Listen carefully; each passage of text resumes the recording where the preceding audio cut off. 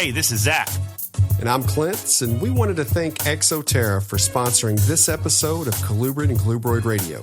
Exo-terra is the industry leader in glass terrarium enclosures, and we are a big fan of getting to see the species we work with both at home and at the university. We utilize Exo-terra caging here at Metazotics, and in addition to top quality terrariums, Exo-terra offers an array of heating options, lighting, supplements, decor, and truthfully anything needed or wanted when keeping reptiles. Thank you, Exo-terra, for supporting Colubrid and Colubroid Radio. Hello, everyone. Welcome to Colubrid and Colubroid Radio. As always, Zac here with Clint. How are you, sir? I'm doing okay, buddy. Doing okay. A little tired today. It's been a very tedious day, but all in, I'm good, my man.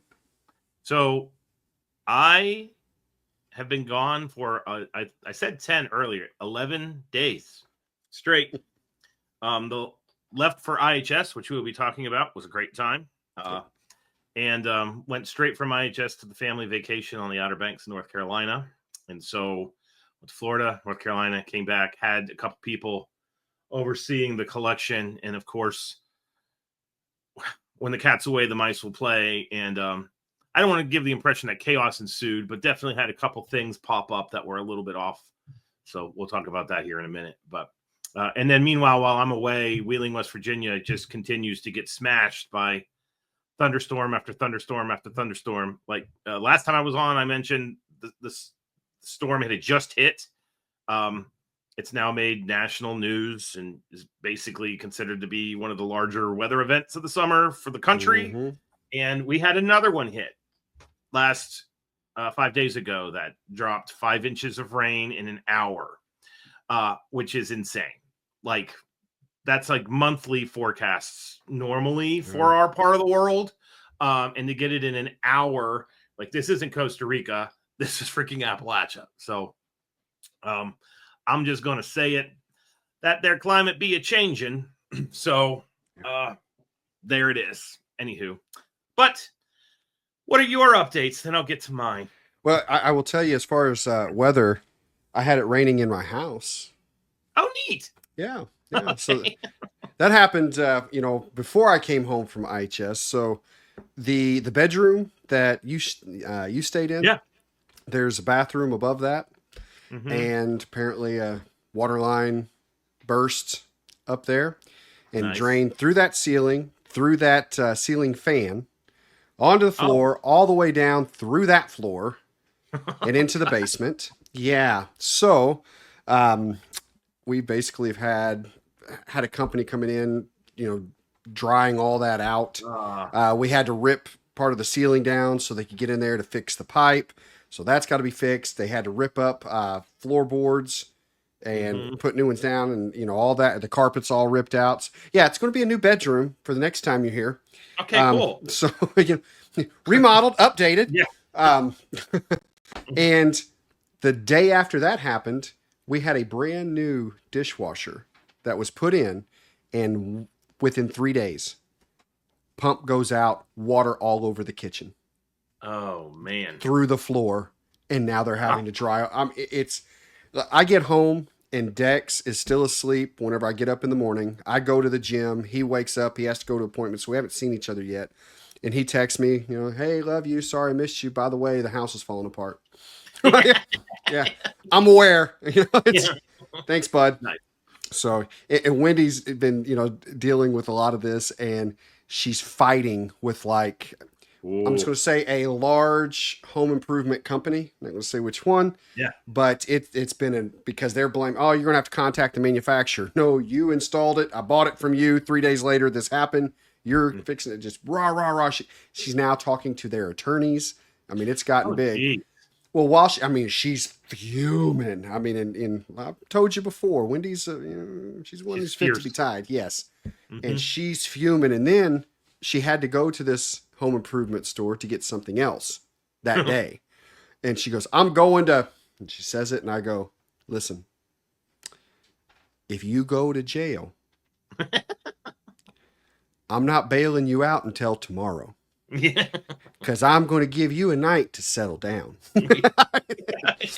She just looks at me and says, good to know that. Yeah. Heads on out. But yeah, that's so we're dealing with that. It's like, there's so many projects happening at the house, projects happening here. Mm-hmm. But that's all you can do is deal with it. It's Yeah. Do you have eggs hatching? oh gosh, we've got so I think we have at least a dozen that have already hatched, a dozen clutches Yes. that have already hatched, and more than that. We're about 15 now. And we're at the point where we're probably going to have about over the next 3 weeks, at least 2 a day. Mm-hmm. And then it's going to jump up to where you're having probably, I mean, 4 or 5 a day. Pop, pop, pop, pop, pop.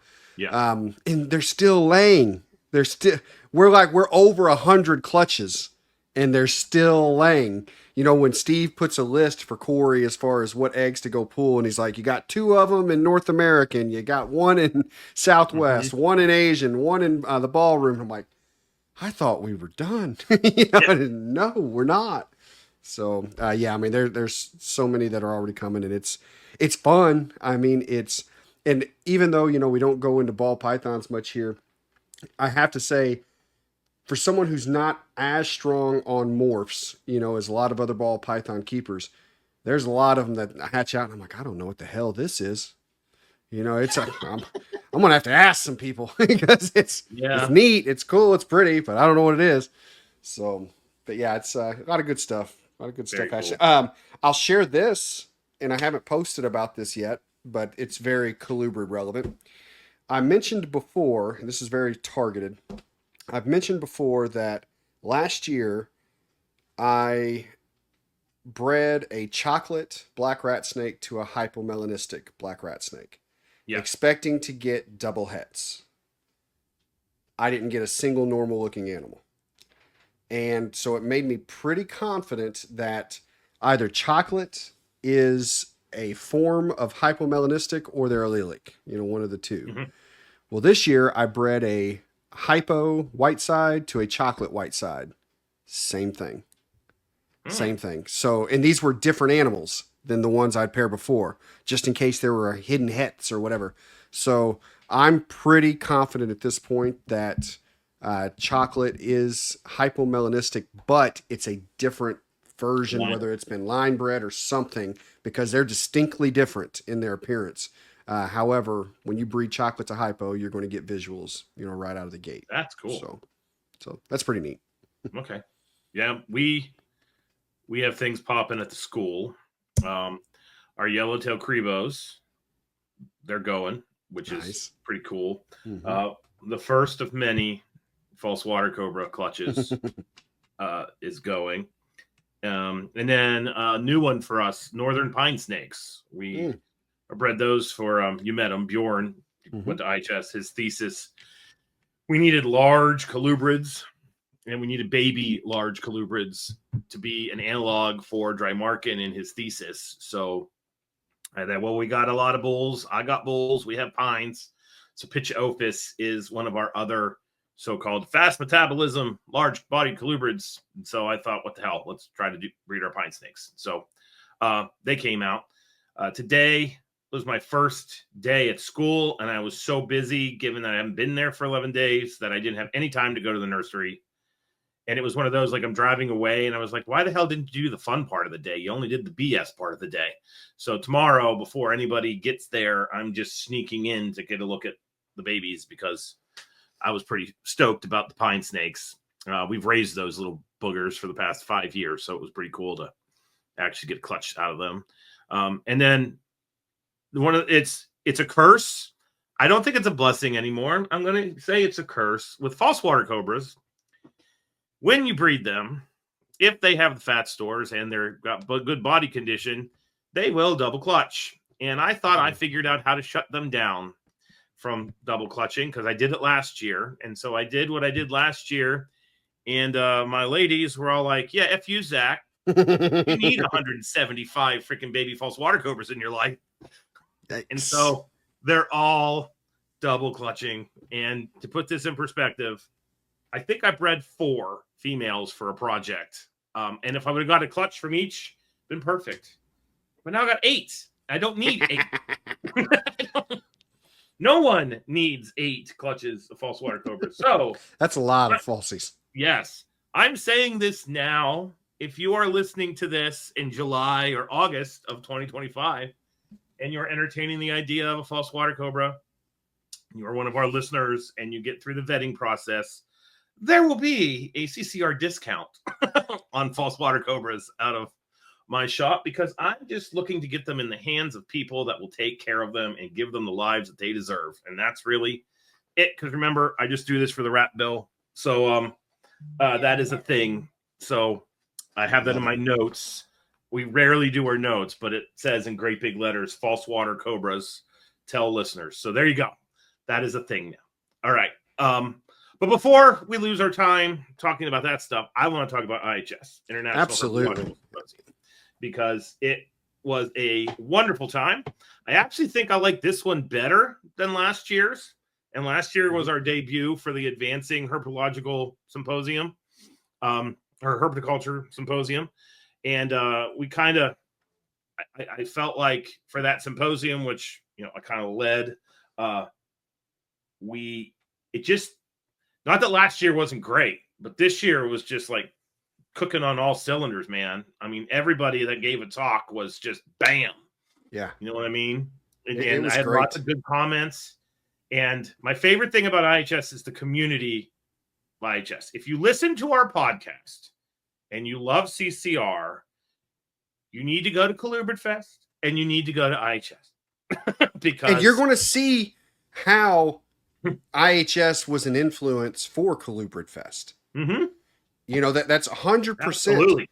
That was, I can tell you right now that for me, going to IHS is what gave me the perspective of how we need to bring that feeling to the vendors. And like when we first said that, no sales until Sunday, and the vendors just looked at me, and I remember telling them, I'm promising you that Saturday is the greatest gift I can give you, as someone putting this together, and you as a vendor, and you'll see what I'm talking about afterwards. And that's how it went. And that's because of how much I enjoyed IHS, and not having that sales piece, hanging over me. So that was, yes. And I 100% agree. Come to both. If you like this show, you're going to have a blast at both. No doubt. Yeah, no. And we know this because several people were at IHS that said they listened to our show and loved it. And a handful of them were at Colubrid Fest, and most of them are going to be at Colubrid Fest this year. So IHS definitely, it's the only conference I go to that has literally every age group. And it's just about the passion of reptiles and amphibians. And I know this sounds like a shameful plug because it is. But like, where the hell else are you going to have Dr. Emily Taylor, who does Rattle Cam, who will be coming on the show? She will be coming on the show. She was the keynote. I know people that do the keynote for conferences and then they bail. Like they give their talk, they have their day and then they go. She was there the whole time, hanging. Like, she didn't have much of a herpetocultural background. And she was just soaking it up, which was great. Like, we had multiple conversations about herpetoculture and what it is, and the different ideals and everything, because we sat next to each other on the bus on the way to Iguana Land. So Nice. No, there's that, and we got like Dr. Lily White, who I got it right here, literally wrote this book, which was the book I used for my biology of snakes class. He gave the banquet talk. I mean, he studies sea snakes and is the snake physiologist that basically created the field of snake physiology. So you got people like that. And then we have 16, 17-year-olds giving talks too, which if that doesn't like pull on your freaking heartstrings, I don't know what the hell will. But like to have all of that and herpetoculture, I mean, you just got to go. So it's a great time. Next year, we will be plugging the hell out of it. It's at the frickin' Chiricahua Desert Museum in Rodeo, New Mexico. And I'm geeked. Like, the big crayfish meeting is next year. This is next year. I'm more geeked about going to New Mexico. You can go outside at night and see, I don't know, a dozen species of snakes, and then go in during the day and hear these talks. And oh, by the way, the largest herpetological library on planet Earth is there. It's Bob Ashley's place. It's a very special place. And so, no, it's the 50th meeting. Well, the 50th year. That's the way of saying it. But yeah, no, you just need to go. So we're going to be obnoxious. We're going to be plugging the living hell out of this for the next year. But I'm saying, if you like this kind of nerdy side of herpetoculture where we build community and you have the ability to get, talk to other herpetoculturalists that do things in a more science-minded way, these two events, IHS Colubrid Fest, that's where it's at. So yeah, I tell you, this IHS, it was great because it's getting to see old friends, getting to see, well, even like Billy. I met Billy Sven for the first time at the last IHS, and getting to see him again.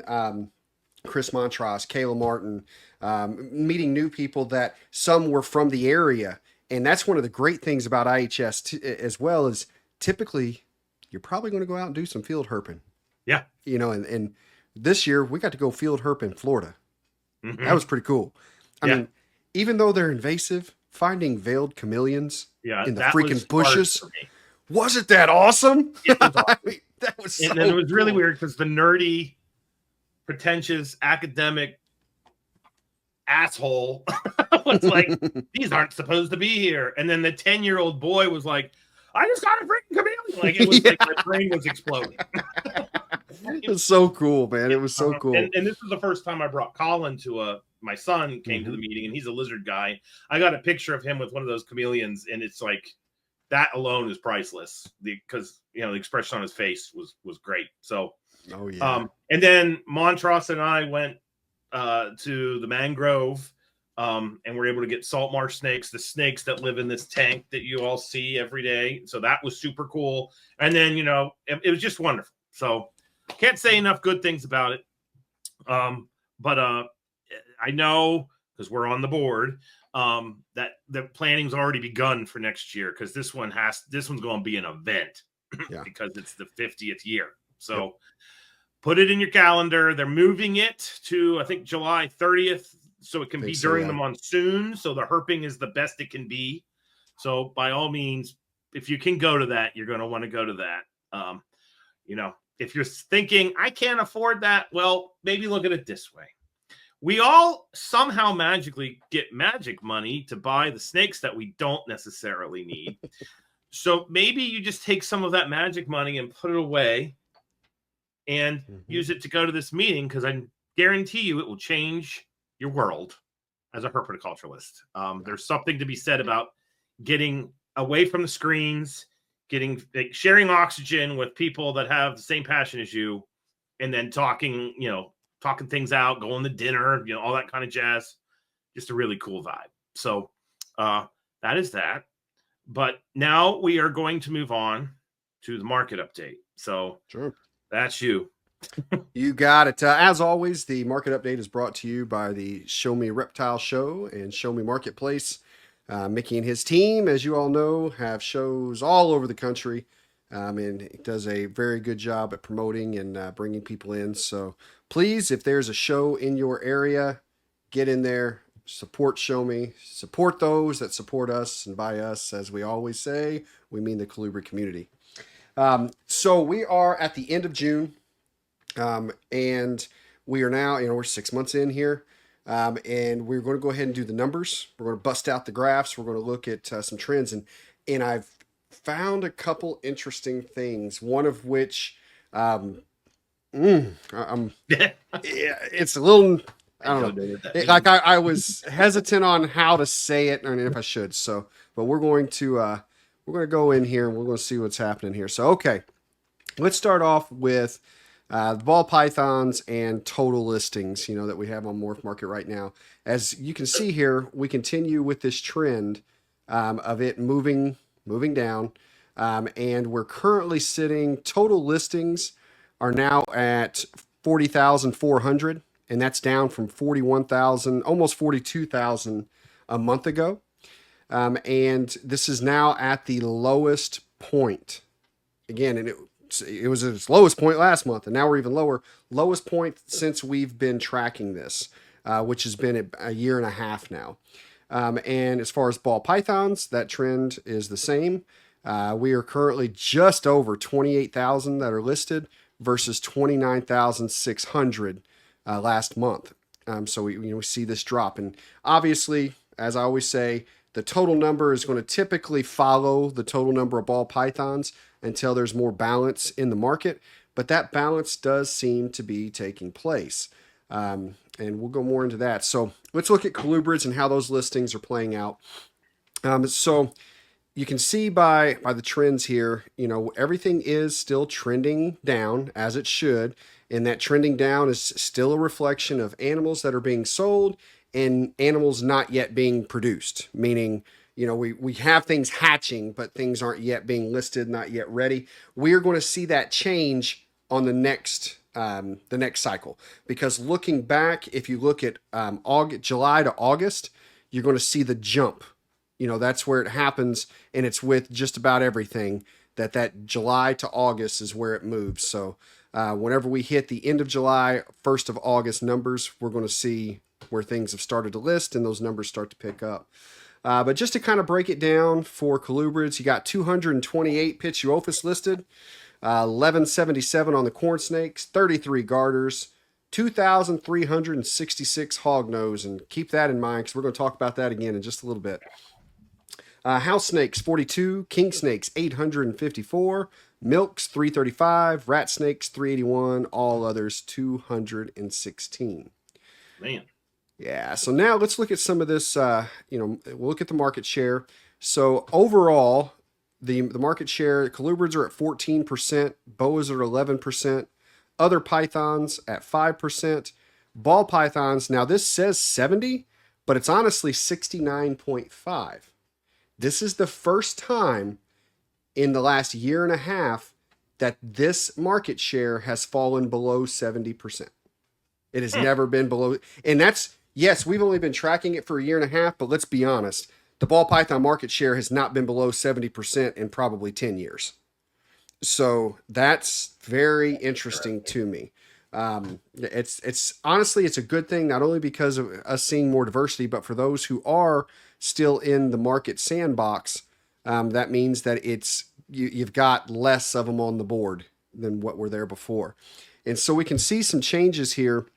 The ball pythons had a drop of 1,525, we're going to call it units, which are, of course, animals that are posted.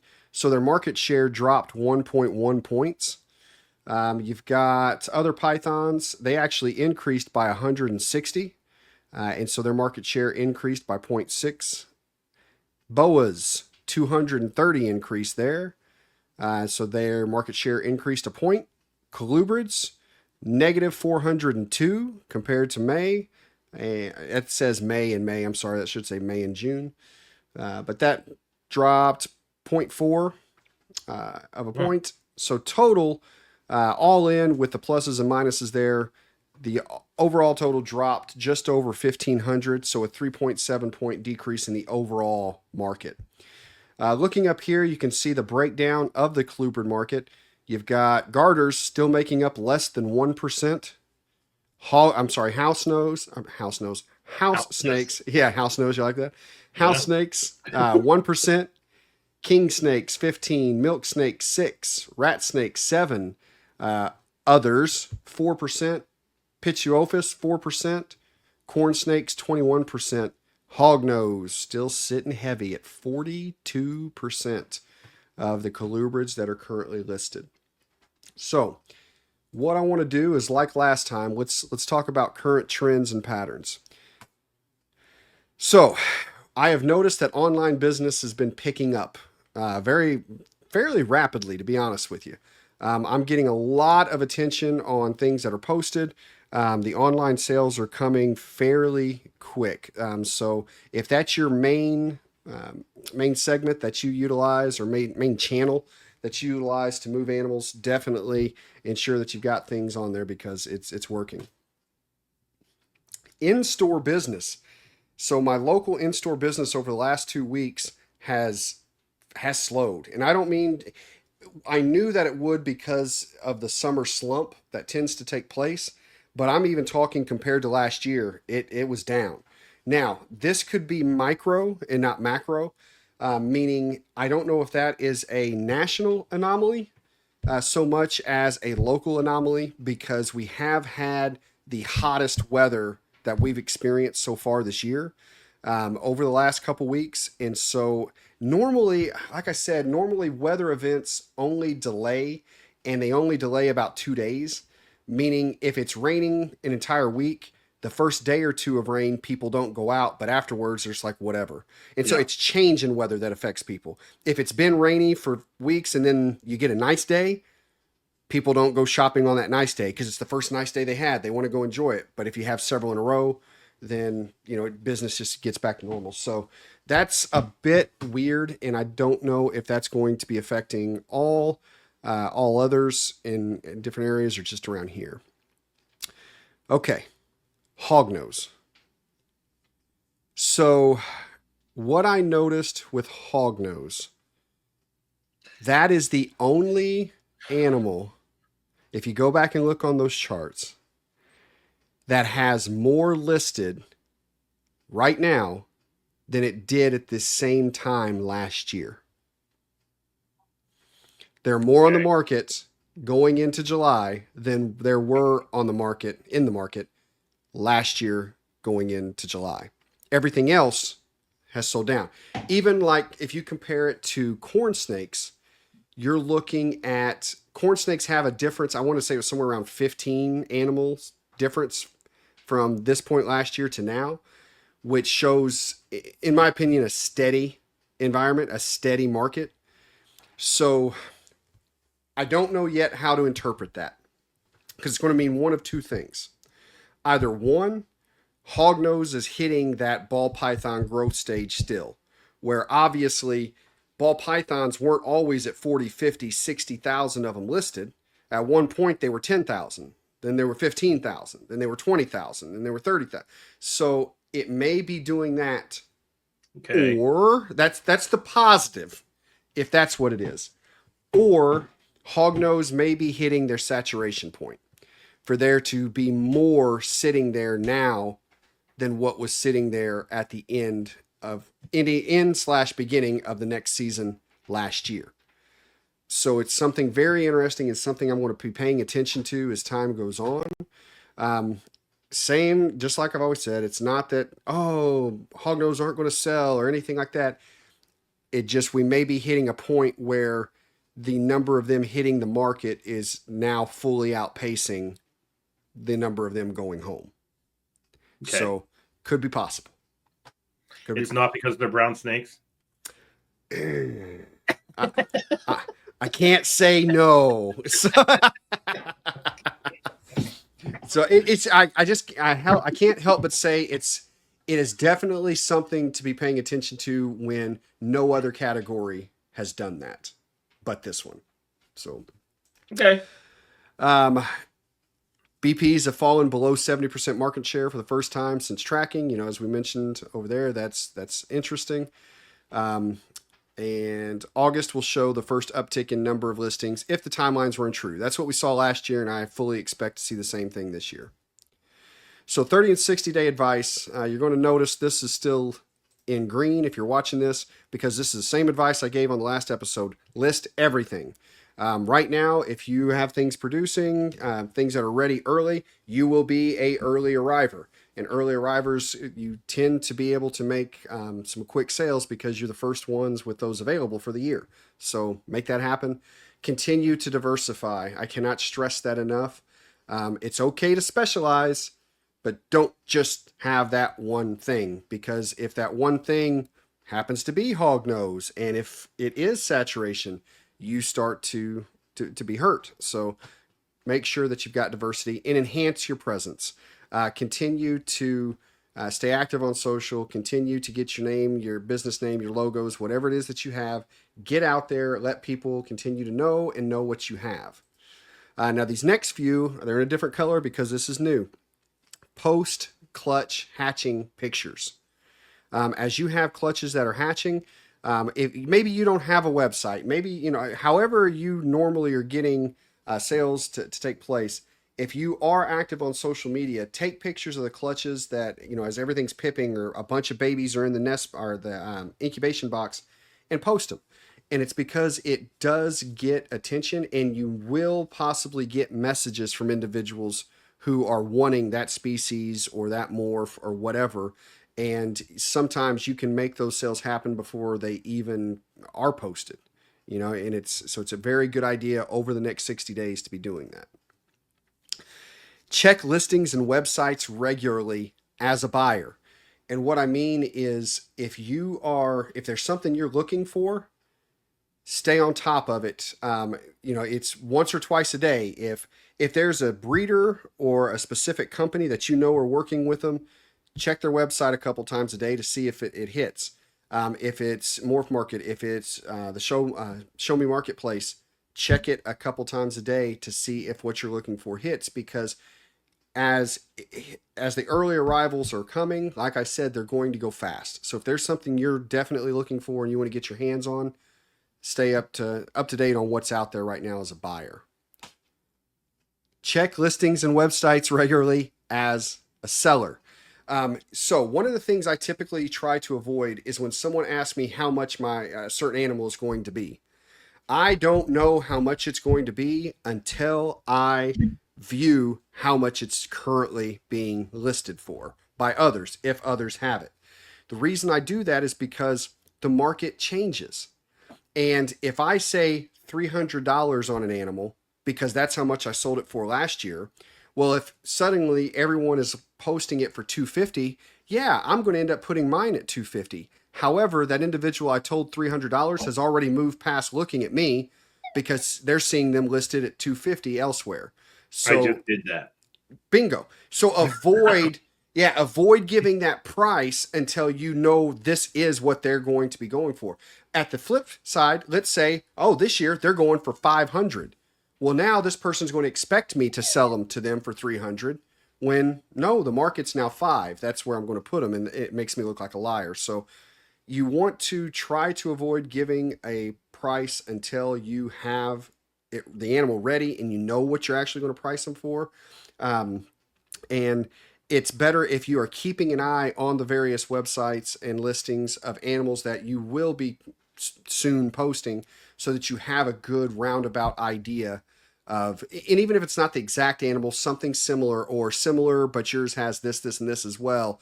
So you just have this ballpark in your mind of where you're going. And that's pretty much what I've got for the market update, buddy. And we're going to have a special science update. Yes, we are. So we are doing things outside the norm for the science update. But before we get to what we're doing, science update, as always, brought to us by Rare Genetics, Inc.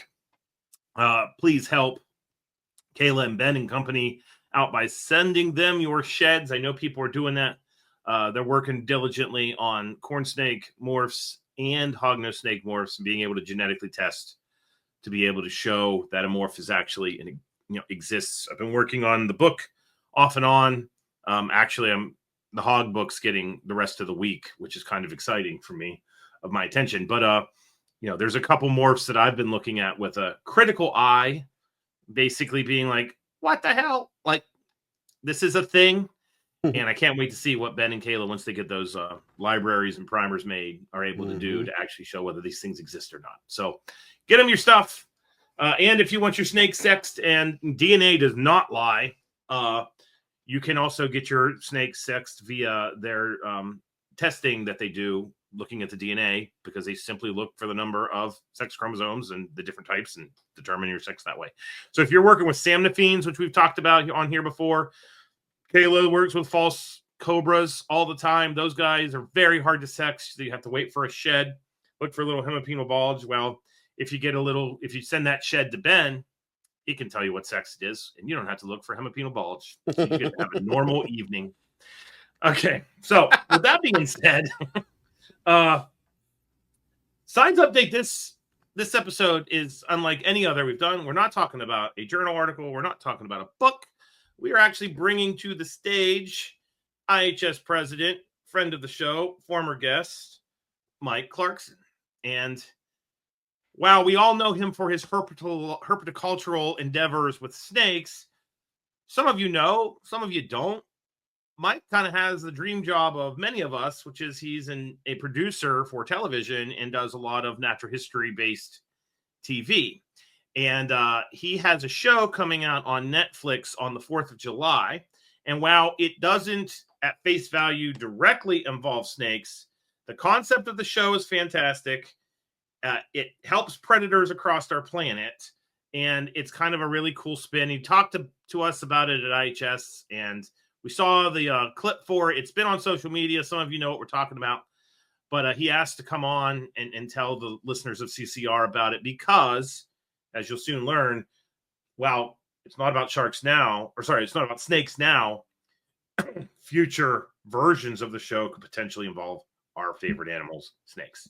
So, Mike, tell us what your show is. Tell us about your show, all that kind of jazz. And there you go. Go for it. Yeah, no. So it is a shark show, right? I've done Shark Week and Shark Fest over the years, but having to choose the ones that aren't going to sensationalize these animals. And that became a personal thing to me when many years ago, it was probably 2010, I was filming white sharks in South Africa, and a marine biologist put it really simply. He said, I don't like shows that make sharks out to be scary because it's really hard to raise funds to conserve an animal everyone's terrified of. Fear's that baby step into hate, right? Like you fear something, you don't generally like it. That's that path down the wrong direction, where instead of respecting the animal, you don't like it because it scares you. And when he said that, I was like, that hits home. Because as you guys know, I am also president of HCI. I do a lot of snake conservation fundraisers, and they're spot on. It's hard. So for a long time, I wanted to come up with a concept that would celebrate elasmobranch or shark and ray diversity, and be a good PR for them. Like, how do we get people who are used to turning on shark TV and being afraid of sharks? How do we flip that script? And All the Sharks is that answer. And putting it into a kind of an Amazing Race meets Pokemon format, you're going to pick a team that you want to see win, because just like a competition show, you're going to go, I like them, I want them to win. And by the way, when I say win, they're getting $50,000 for a marine charity of their choice. So it's not as if it's a caddy competition where I'm going to get rich. You know, they're doing this because they want to support marine conservation. But as you're cheering for your team, you're going to get excited when they see a pajama shark or a blacktip reef shark, because they're winning and you want them to win. So you're going to accidentally start to like sharks. Now, if you already like sharks, you're going to love it. But my hope with this one is to not preach to the choir. My hope for this one is people who just want some summertime competition entertainment and watch scuba diving be like, oh, I learned something. I like sharks. And there's tons of accidental learning, because as people are talking about strategy, like say they're looking for an epaulet shark, so they're going to have to go to the reef shallows, and they're going to explain that because, you know, they're a walking shark, they don't go in the depth. If we want epaulets, this is where we have to go. Or if we want white tip reef sharks, we're going to have to hit a bomie. And then we explain what a bomie is, you know, that coral head structure. And inadvertently, as they discuss, you know, their strategy, you're learning. So I want to capture that viewer that didn't turn on the TV to learn and then trick them into learning anyways. And as you just mentioned, obviously my favorite animals are snakes as well. If this is successful, this can and I think will create a genre similar to this format.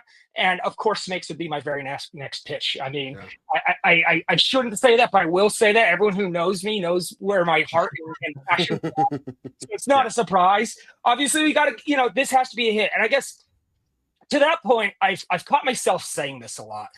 I find people are really good at boycotting. People are really good about saying, don't watch this show or don't watch that show, which at the end of the day, from the television producer's perspective, we don't care if you're saying this is my favorite thing ever or this is the worst thing ever. You know, I see a lot of people try to do petitions to boycott shows, and I understand where they're coming from. Like, hey, this isn't good for animals. But at the end of the day, talk gets viewership, good or bad. But people love to boycott. People love to trash talk. But what they're not quite as good at is promoting and getting behind what they want to see. Because the truth is, in television, it's a business. They don't care how many people don't like a show. They care how many people watch the show. And the only way to change programming is to select the programming you like and get behind it. You'll never trash talk the shows you don't like out of existence. That will never happen.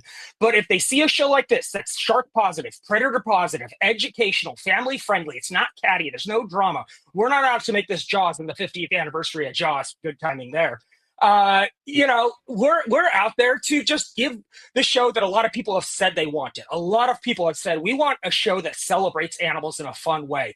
And if that's you, and you're the person out there going, oh, that's trash, time to start getting behind what you want, because you cannot trash talk things out of existence, but you can replace them with something better if you as a viewer get behind and support the shows that hold your same ethics. And that's coming from a producer of 15, 16 years. I'm terrible at math and better at TV, but I mean, that's the cold, hard truth.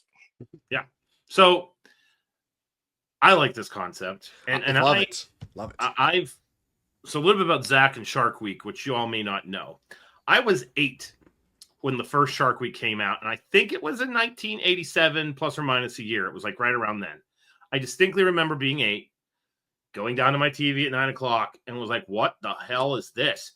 Every freaking night there's shark documentaries. And it was like kind of that classic old school documentary. Lots of great white sharks and blood. But you know, every other documentary, it seemed like there were epaulets and wobbegongs and, you know, goblin sharks and all these kind of oddballs, which is the thing that kept my nerd ass entertained. And then as time went on, we all know what happened to Shark Week. And when the Megalodon thing went down, and there were literally people in my orbit asking me, Megalodon exists now? I was like, what the you know, that's when they kind of lost me. When they jumped the shark, you'd say? Oh yeah, when they jumped the shark, yeah. But I've always liked the things that celebrate the oddball sharks, and the mere fact that in the clip we're about to watch, they're talking about an epaulet shark, and there's biologists looking for an.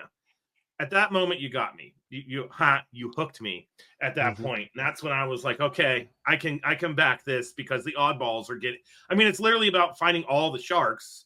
So it's celebrating the diversity of sharks, which is something that I've always liked. We saw thousands of sharks. Great white documentaries before you're just like, oh my God. So yeah, no, and honestly, I don't want to knock Shark Week, because it's the OG that brought sharks to television, and it's caused a ton of conservation funding. And I produced the real Sharkano for Shark Week 2 years ago. They still make ones that aren't just, you know, the celebrity jackass, because there's an audience for those, and that's why they make them. And that's what I'm talking about, is like, people like that, or they wouldn't make that. They wouldn't spend so much money to have Shaq on if that didn't rate. But to your point, in terms of diversity, that was one of the key things I wanted out of this show. It's why it's called All the Sharks. And we saw over 55 species of elasmobranch in 18 days, traveling 45,000 miles in 6 countries. I mean, it was an epic effort. Yeah, it was crazy. Okay. Wow. So, Max, do we have the clip? Oh, there we go. Yeah. We're going to see the trailer here, guys. Your eyes open. That shark has to be here somewhere. I see it going over the ridge. Banded hound shark. There it is. The shark data. Holy shark!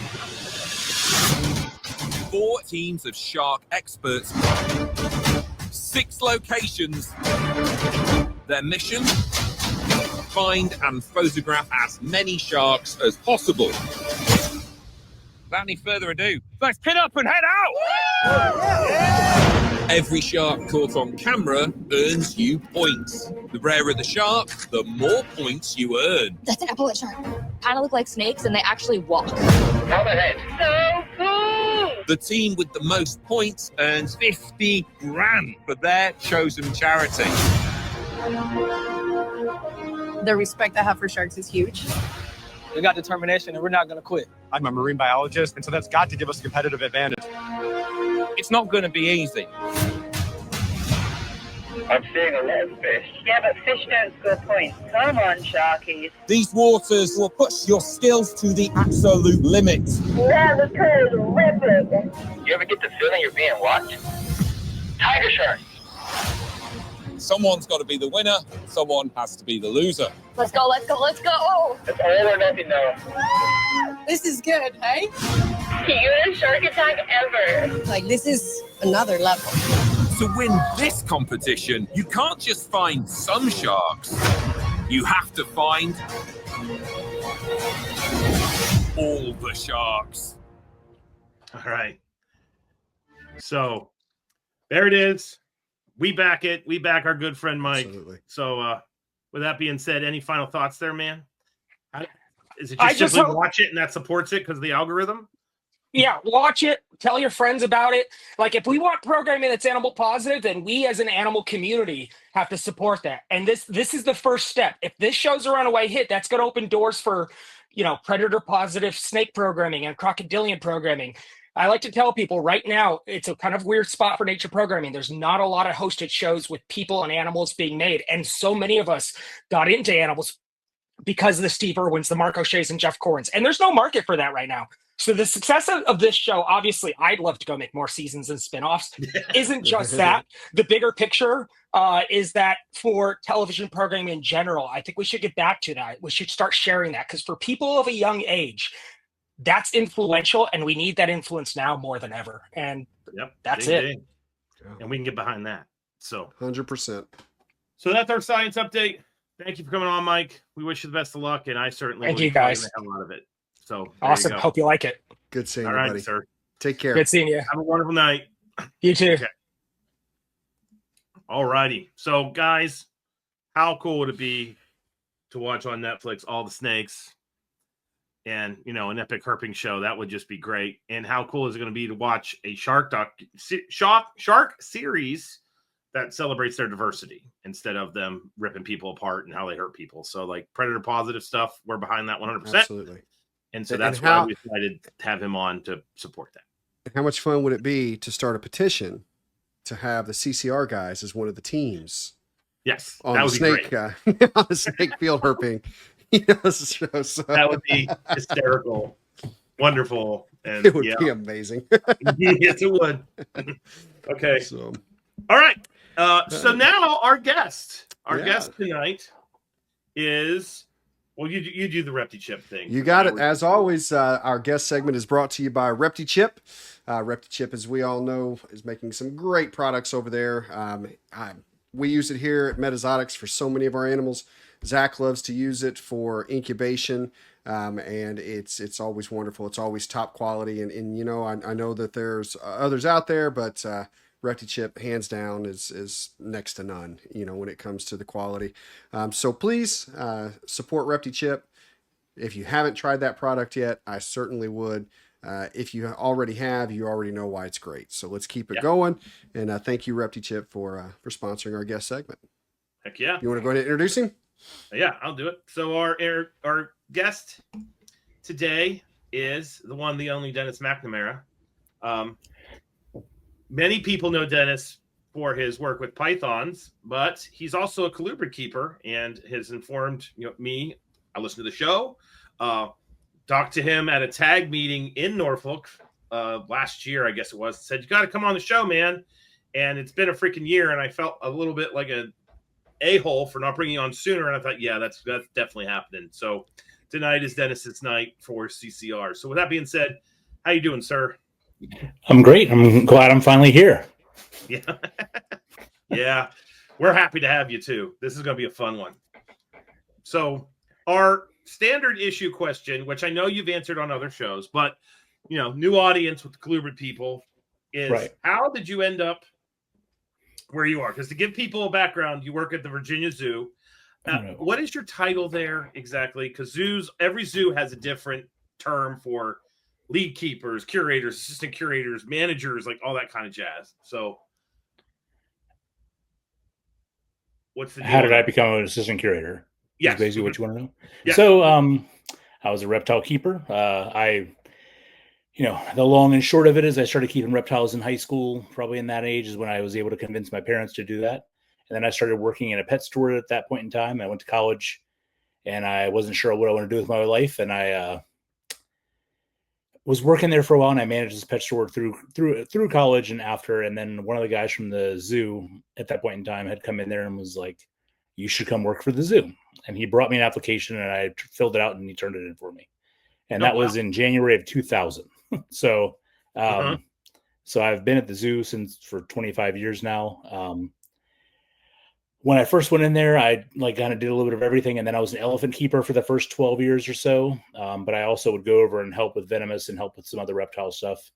And in 2012, they created jobs where you could get promoted. And so the job, they created a reptile supervisor job at that point in time. And so I figured that was where I wanted to be. And so I applied for it and I got it. And so it started out as a lead keeper job. It evolved into an assistant curator job, and we'll see where it goes from there.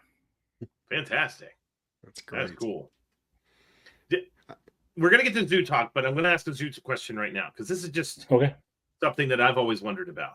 And most of the listeners know, but in case you don't, and the only way you wouldn't is if this is the first episode you've listened to. But at West Liberty, we have the zoo science major, and I had limited background in the zoo world. I worked in the Ogilvy Good Zoo in college, which is now our partner zoo. And then I bounced out of the zoo world and did the whole, field biology piece, and then came back into the zoo world screaming in 2016. And is there a reason what validates the different hierarchical systems at zoos? Because like some zoos, like Dallas Fort Worth, they have curators, associate curators, assistant curators, lead keepers, and I might have that wrong for Dallas, so sorry if you listen and you're from Dallas, but I know there are zoos that have those levels. And then other zoos, and it seems like it's the zoos that are the size of Virginia Zoo, which is kind of, my opinion, the Goldilocks size, because you're not enormous, but you're also not small. So you kind of, can right. They seem to be much more limited in the number of titles, but it seems like those keepers / lead keepers, whatever, they seem to be doing more because there's less keepers. I don't even know if that makes sense, but no. So what leads to whether you have curators or not, or lead keepers or not, or whatever? So we work for the city of Norfolk. So I'm a city employee. When I first started there was 10 keepers, 1 elephant manager, 2 assistant curators, and a general curator, and that was it. Now there's 5 assistant curators, 1 general curator, and 30 keepers. So there's been a lot of growth.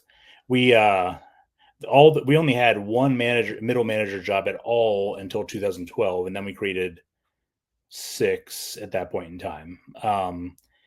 The city has just approved that we are probably going to create curator levels as well now. So we will probably very soon have keepers, possibly a keeper 2 position, assistant curators, then lead, then go up the chain. So it really depends on funding. It depends on how big you are. I know San Antonio, they had a guy come in there, and I think he was from SeaWorld, and he changed them all to directors. He changed the titles and I don't know that I could tell you exactly why, but I'm sure there's some reason of why he changed the titles that way. So it really just depends on who's running you and what funding they can get and how they can make it all work.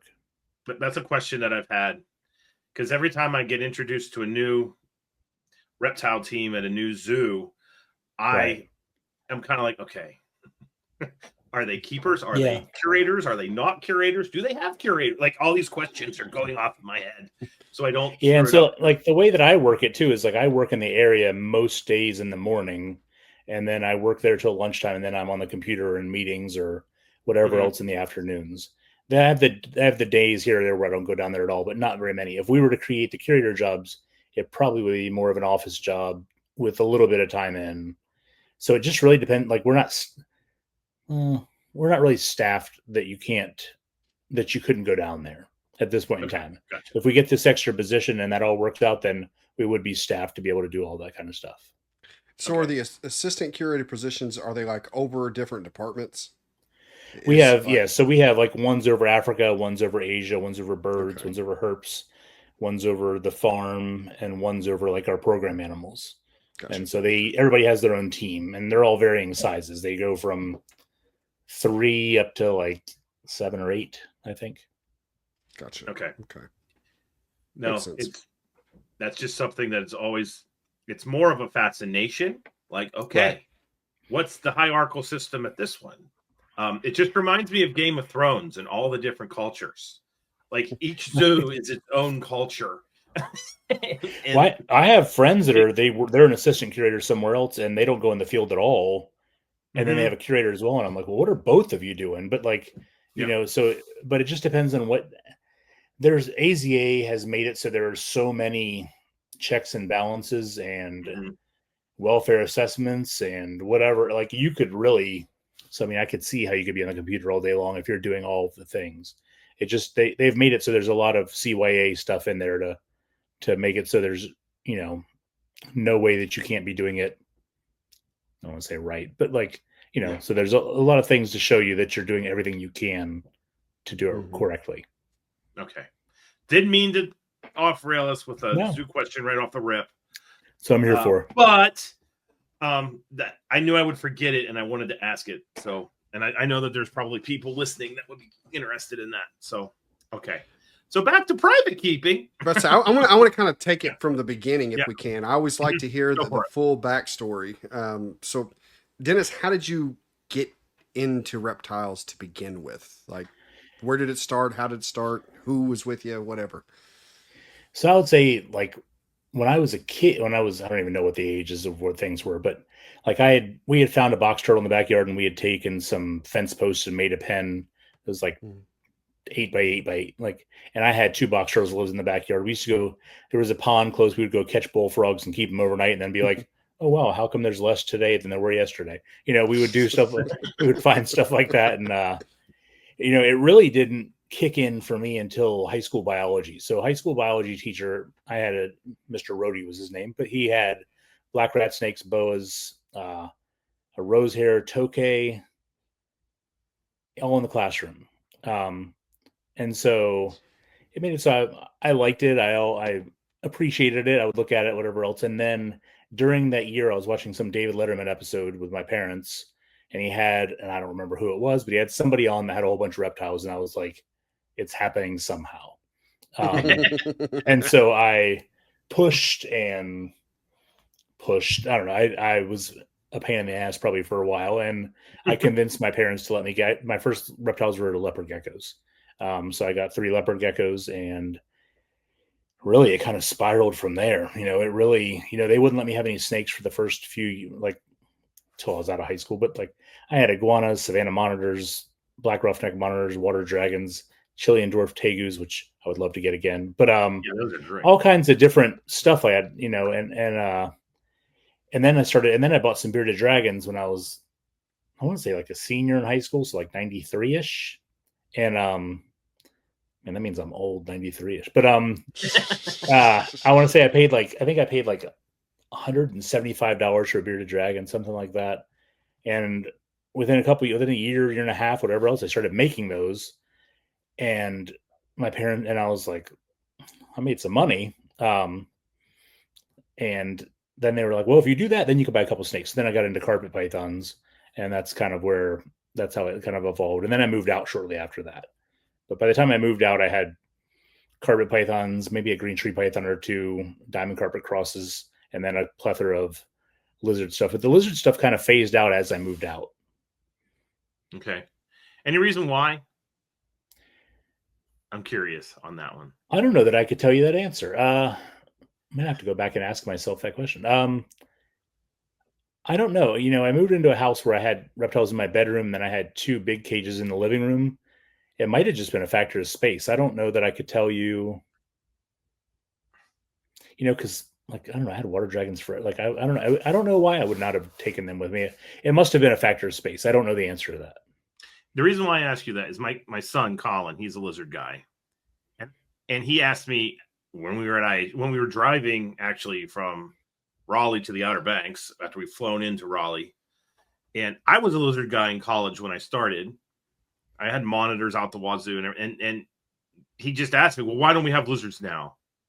And I was like, well, I don't know. I don't know. I couldn't answer that question. I don't know the answer. And I've had a couple of various ones since then. Like I had a red tegu in here for a while.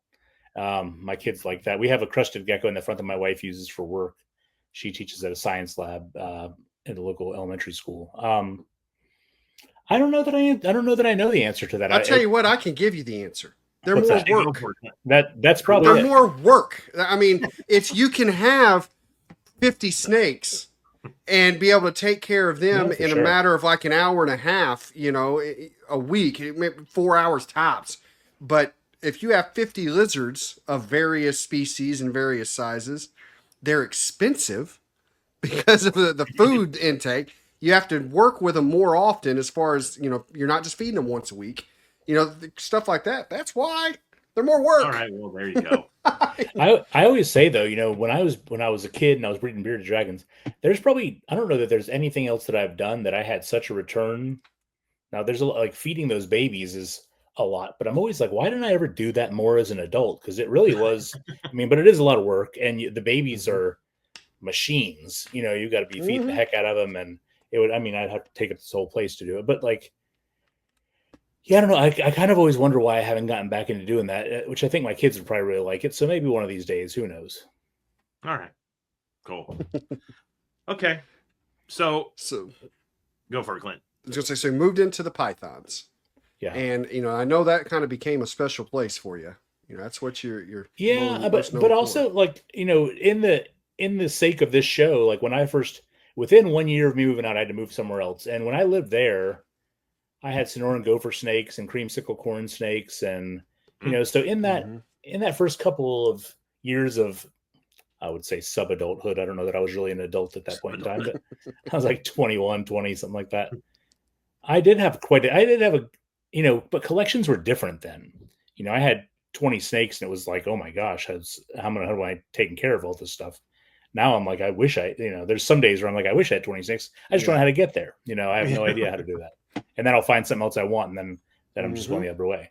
But yeah, so like pythons did definitely take over, and I was carpet python crazy for a while. I also had Amazon tree boas a lot during that time, which actually there's one right there. But I did those for like 10 years. And then I had Lineaticolas in that time frame somewhere too. Nice. I did those. I luckily was like the second person to breed those, like second or third person to breed. Very cool. They were, I don't know why I don't have those things anymore either, but they went from one of those snakes where the first couple clutches I made, they were like, I was getting like $1,000 a piece for them. They sold like crazy. Then within like 2 or 3 years, they were like $40 or something. Like, it was kind of weird how, I don't know what they are now, but like they're not the easiest to find. They're grand. The demand went to crap, and I think I got caught up in the money part of it maybe a little bit. But that was an awesome snake to have, and I had them in like 6-foot vision cages, so they were big and active and moved around, and they were neat. I liked those. They might be something I have to revisit one of these days. Yeah, very, very cool. Nice. Okay, so with that being said, if we kind of fast forward to now, right? What are the species you're keeping now? And then more importantly, just for funsies, why do you keep them? All species or just colubrids? Sorry, colubrids. Oh, colubrids. So I've got a couple pair of blood red pied-side corns, some palmetto corns, some ultramel anneries, salmon, snow, stuff like that. Nice. I have a single Okatee that I got from my friend Howie Sherman that I keep on saying I want to get more of. But then I always worry about the permit laws, whatever else. But recently I was told they might not even care if I have those because they're South Carolina locality. What else do I have? I have a pair of Cape Gophers. I have some Leonis or Theri or whatever they're called today. I have some black milks. I have a couple pair of Hondurans, albino Hondurans, and hypos. Some Mexican Black Kings. Some really nice Pueblans that I picked up. Let's say sockheads, right? Yeah. Yeah. I got those from Robert Edwards in Daytona last year. I didn't know that I needed them until I walked by. And then I did like the moonwalk back and was like, how much are these? And oddly enough for that, he wanted what was exactly in my PayPal. It was kind of like I was like, I didn't have the cash on me at the moment. And when I said that, I was like, well, it must be meant to be. It was exactly what I had in my PayPal. Yes, there's a young black milk, and then that beautiful. I have a pair just like that sockhead that's gorgeous. Incredible. Gorgeous sockhead. Did I miss anything else? That might be it. Okay. Oh, subox. I keep on forgetting subox. I have a trio of subox. I have a silver patterned, a silver blonde, and then a blonde. How do you do with your subox? Because you live in a swamp. Yeah, I would say they do pretty well. I just bought these last year. I had them years ago, and I really liked them, and I bred them, and they did well for me. And then I went out and visited Craig Trumbauer twice, and I caught a subox each trip, which was incredible. And then for whatever reason, I had phased them out. And then last year I saw some, and so I had to buy them again. So, but they do pretty. Yeah, it is humid here and it's warm. I just keep all the colubrids on the bottom, so they're like on the bottom of the room with ceiling fans, and basically I have whatever else it is that's above them, and they're on the bottom, and they do really well. And I don't even brumate anything. I just keep it all in here like this. And there's some things I haven't bred that way, but it's worked. Yeah, doing it that way. So nice. I find with Hondurans, I actually get better clutches when I don't brumate them than when I do. I've heard it both ways with Hondurans specifically. Yeah, I did it a couple of years where I brumated them, and then I would get these small clutches, and they would be like they wouldn't have them till like September. Mm-hmm. And then today, oddly enough, I had a Honduran clutch, and then her daughter laid the exact same day a clutch, which is kind of weird that mom and daughter laid on the exact same day today. But they seem like they're actually getting, with me not brumating them, they're actually coming earlier every year rather than later. It's kind of odd. Wow. No, I actually was getting into the animals because, like I said, way for a little while. And I still have my black milks paired because I didn't get eggs. And I thought, what the hell? I'll just see. And when I opened up the tub today, they were locked. I was like, what the? Okay. I need to put mine back together. Mine aren't huge, but I want to give them another. They're 3, I think. So maybe I'll put them back together today. She just shed. I've got black milk eggs right now. A couple clutches incubating. Well, I think one clutch was bad, but that's the earliest I've ever gotten them because they were kind of going when everything else was. Normally they're like subox where I almost think it's that second shed that you start putting them together. And because I know people, they would call them Christmas babies because of how late they're hatching out black milks in the year. But mine went early this year. I don't know why. Well, as soon as we're done here, I'll put them together again and see what happens. Okay. Wishing you luck. So with the corns, you mentioned quite a few, morph projects. Right. Is there any particular reason why those are the corns that you keep? Like, is it a law thing because you're in Virginia? Well, yeah, there are laws as far as Virginia goes. So they're not supposed to have anything more than one of anything that's normal unless you get a permit. I just haven't gotten the permit. But and also the corn snake thing, there was a guy named Armando Palacios, I believe, that was in California. And one day I was scrolling on Facebook and I saw him holding a blood red pied side outside in the sun. And I texted him or I Facebook messaged him and I was like, I need whatever you have of that. And so I bought 2.3 that day of them. And I was like, I don't know, I have to have those snakes. So I bought those. And then, I don't know, that was probably 7 or 8 years ago. I don't know. And then not long after that, I got some palmettos because I was like, it's just hard to beat a palmetto, like as far as pretty wise. And then I was walking in through a local pet store and I saw those ultramel pied or those ultramel salmons, and I saw those and I was like, wow, so I really would say all of those are, and that snow was just one that I made out of the ultramel salmons. Mm-hmm. Just I made one out of 2 years full of breeding, double clutches and everything. I made one snake like that. So I have her raising up to read back to her dad to see what I can get back. She's getting better and better as far as color goes. So really, I'd say I've just kind of gone corn snakes with whatever jumps out at me and says, "This is pretty. Do you like it?" I would like to do more of those Okeetees, especially from Howie, just because he has such good Okeetees and he's old and he doesn't do a whole lot of stuff these days. And so I'd like to kind of carry that on a little bit more just because he does make such a fantastic animal. Yeah, he does. And his Okeetees get big too. Yeah. I like that a lot. And, as I'm looking at what you keep in terms of corns, we have very similar tastes in corn snakes because blood reds have always probably been one of my favorite mutations of corn. Yeah. I love that deep, when you get the real good ones, like and that picture doesn't do her justice. Like, I can tell that she's a good one because that right there, my guess is that's about it. The worst she's ever going to look is right there where they start having that deflated, laying look. But I too love working with the coral snows, the coral ghosts.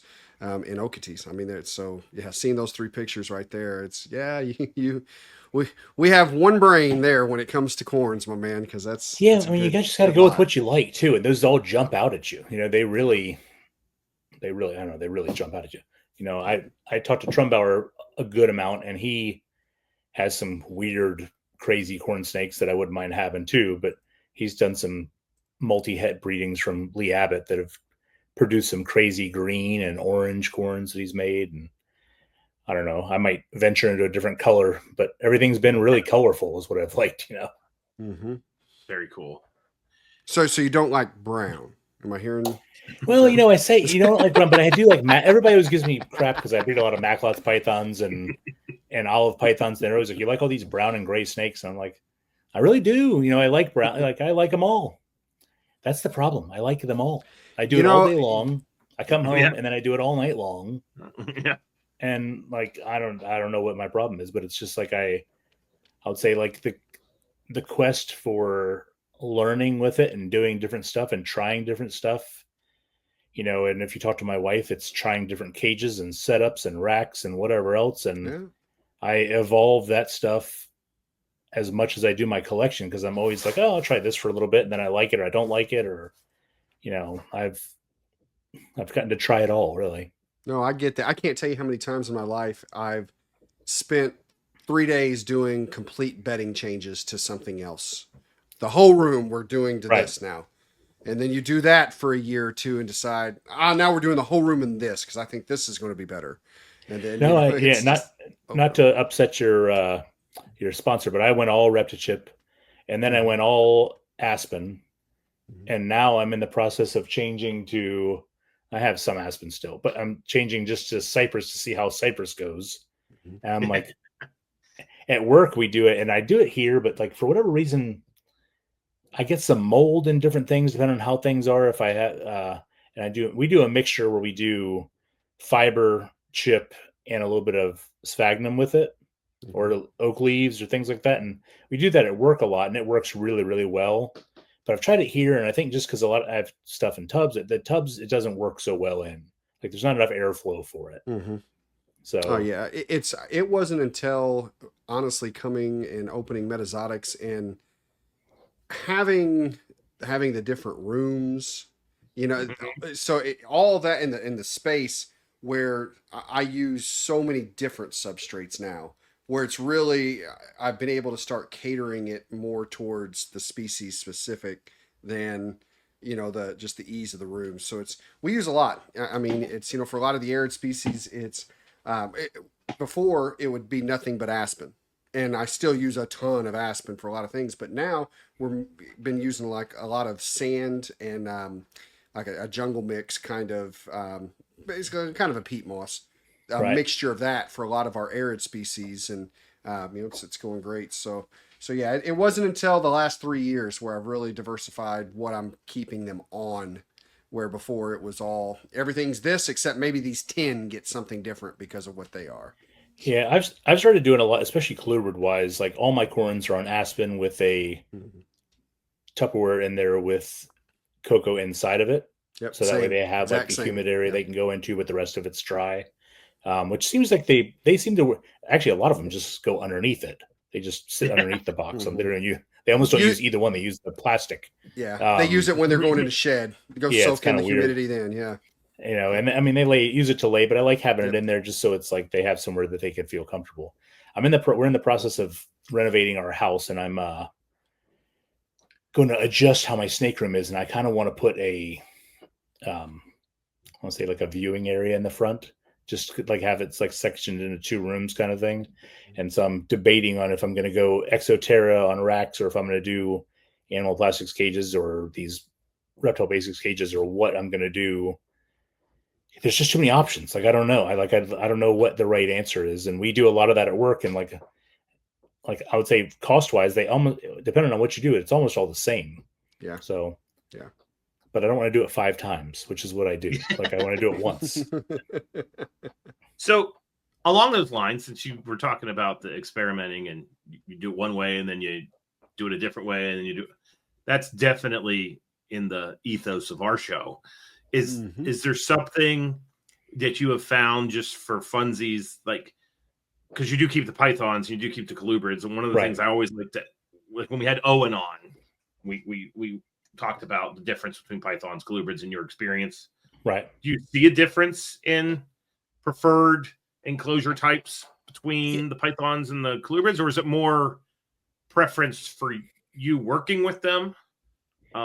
Like, what's the deal on those fronts? So I'd say I've evolved into really doing whatever is going to be most efficient for me and that I'm going to do best. I've gone through a couple different things, especially when I had all vision cages.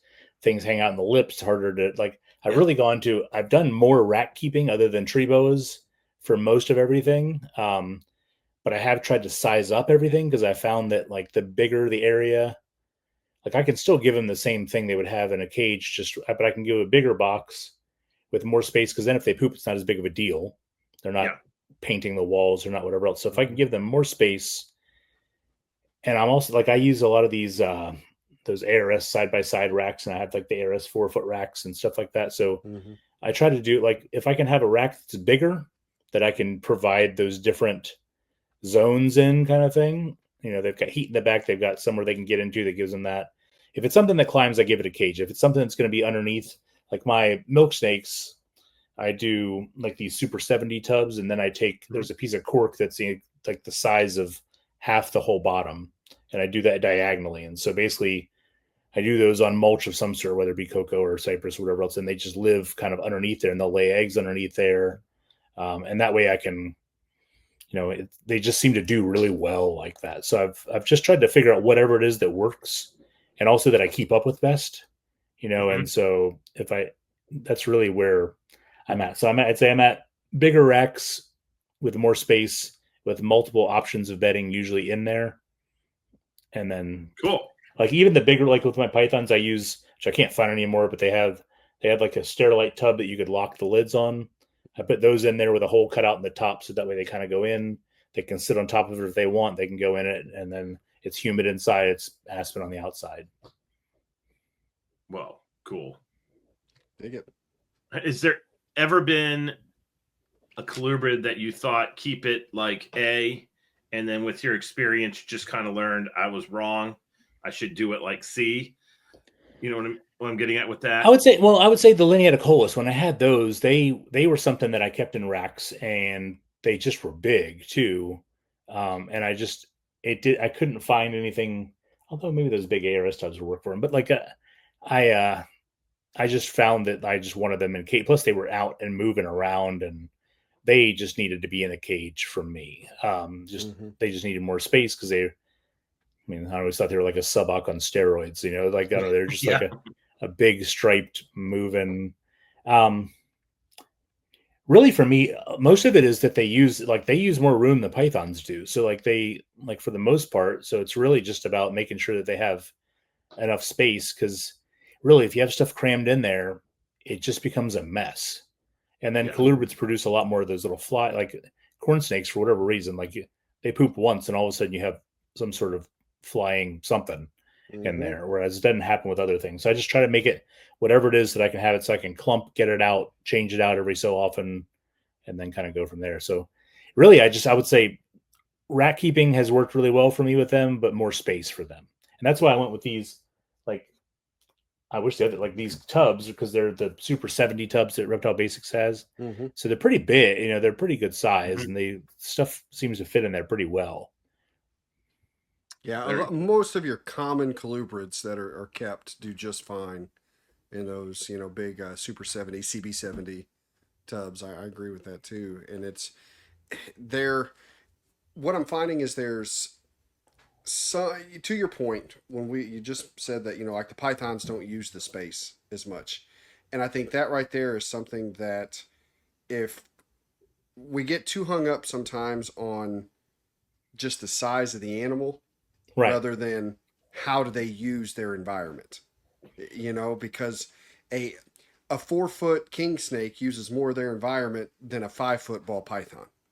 It's, you know, and just that mentality. And it's something sometimes I think that to those that are new in the hobby, they don't fully grasp that. And it's, you know, I think we talked the other day. I don't remember if we said this on the show or if it was just you and I talking, Zach, but isn't it amazing how many species it says that their minimum caging requirement is a 4x2, and how convenient that is that sheets of PVC come in a 4x8.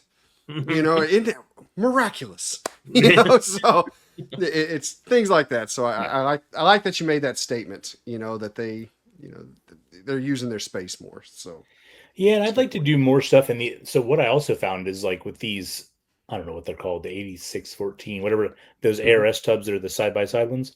I put young Macklot's pythons, not a colubrid, but like the gaps they can get out of. So like if you want to size them up in those, they're not built to hold. Like you can't size them up if you're using that until they get to a certain size. Like I really want to put my black milks in there, but I just look at it and I'm not sure that they'll stay in there. You know, and as of right now, they're okay in what they're in, I think. But that's what I would like, because really I think that would be what's best. Because like what I've done with blood pythons, which is what I've kind of done with the same thing I've done with a lot of those colubrids, is I use that mixture of the cocoa, the fiber, and the moss with my blood pythons. But I do it like this thick, and they basically all live underground. So when you open up those tubs, when I pull those tubs out, you see their back maybe or just their head sticking out. Like it's like the perfect enclosure for them. And I'd say like I would like to do it's kind of exactly what I do with milk snakes. So I would kind of use those to do so. They actually have fairly similar temperature requirements. You know, I would say the size requirements are almost similar, even though one's way heavier bodied and one's not. They probably use about the same amount of space per capita, you know? Yeah. Very, very cool. So then with the keeping of the colubrids and the pythons, are there any attributes that you just approach colubrids in a different way than you do your pythons? I feed them more. Yeah. They eat more often. So like I feed colubrids way more regularly. Babies I try to feed, depending on what it is, I try to feed at least weekly, if not more, if it's something that I want to just get out of the baby stage. Yeah. You know, during the feeding state, during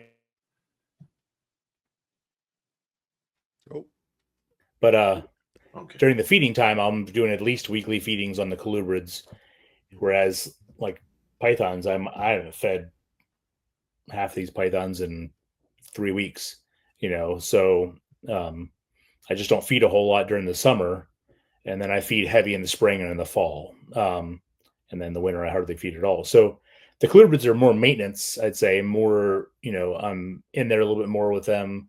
The pythons and boas I'm doing more water with, and the Amazon tree boas I'd feed almost like a colubrid. They eat like kind of the same, so I treat them almost like a colubrid. But yeah, just trying to make sure that everything is like kind of going and making sure everybody's doing it, especially right now, because everything might have laid that's going to lay, but like just trying to make sure that everybody has enough weight, and now putting enough weight on them. So if they are going to second clutch, or if they're just to start making sure they're good enough for the, you know, for the fall, just to kind of get them back up. So I really just feed them a lot more. Gotcha. So another question, what about colubrids do you like that they do that pythons don't do? And what about pythons do you like that they do that colubrids don't do? Do you understand what I'm I do, but I don't even know how to answer that. I don't know. I feel like I'm so all over the place in what it is that I like. Like I just find just anything. Like we're actually very similar, man. Like, yeah, it's just like I got blood pythons in a rough scale back there. Yeah, I mean, I just see something and it catches my eye, and I'm like, wow, like I should have you. And like I'm lucky in the fact that I run a department that we have 98 species there, and then I've got probably 20-ish here. With I don't even know if I have any overlap. It might all be said. It might all be different. You know, so I don't know. I mean, I like the activity of the colubrids. I would say, depending on what it is, like for my children, my son is like snake crazy. He loves being in here.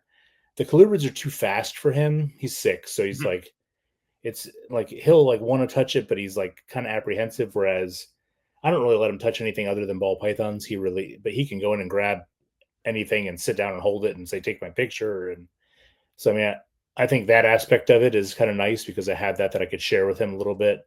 I feel like as he gets a little bit bigger, we could probably venture into more stuff like that, but I really don't. My goal is to not. So one of those blood red pied sides, my daughter loved being in here. And one day I was letting her look at one of the blood red pied sides and it flipped out of my hand and its tail hit her in the cheek. And from then on, she's like, I hate all of them. Wow.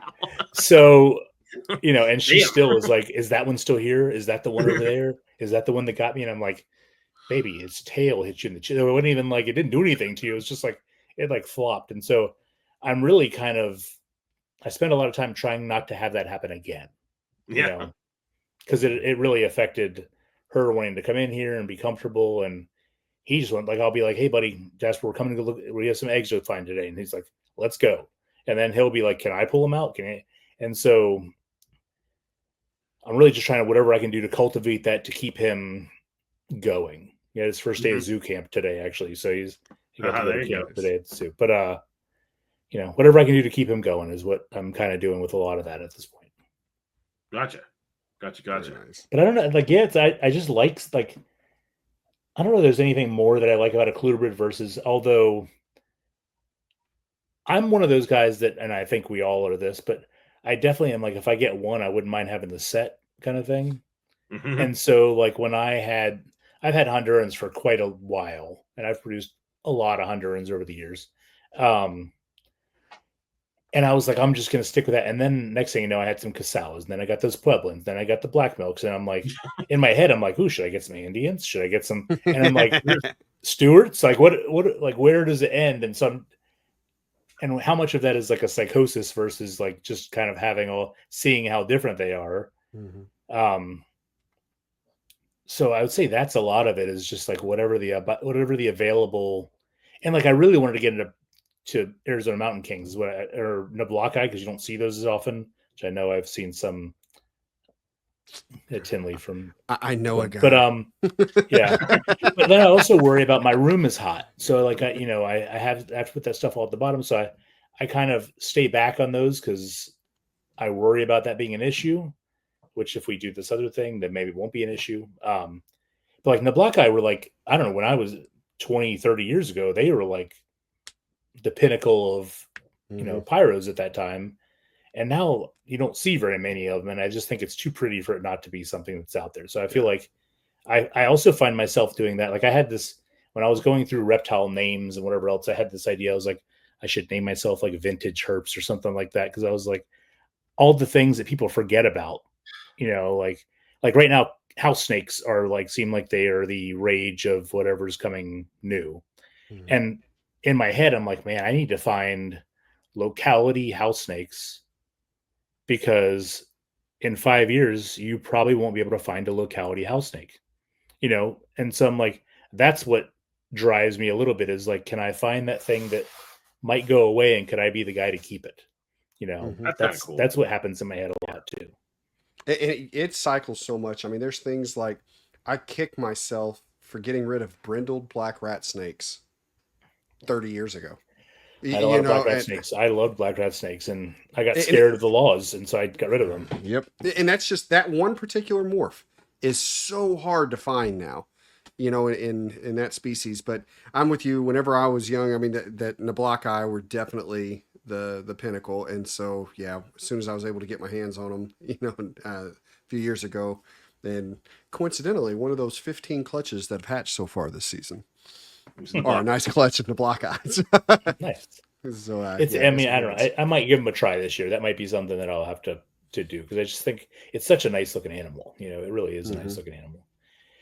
But what you just said too, when I first moved out, or when I first bought my house, so say 2004, something like that, I had a pretty good collection of black rat snakes at that point in time. I had albinos, I had white-sideds, I had albino white-sideds, leucistic, and that's another one of those things that this state has laws as far as you can't have more than one black rat snake.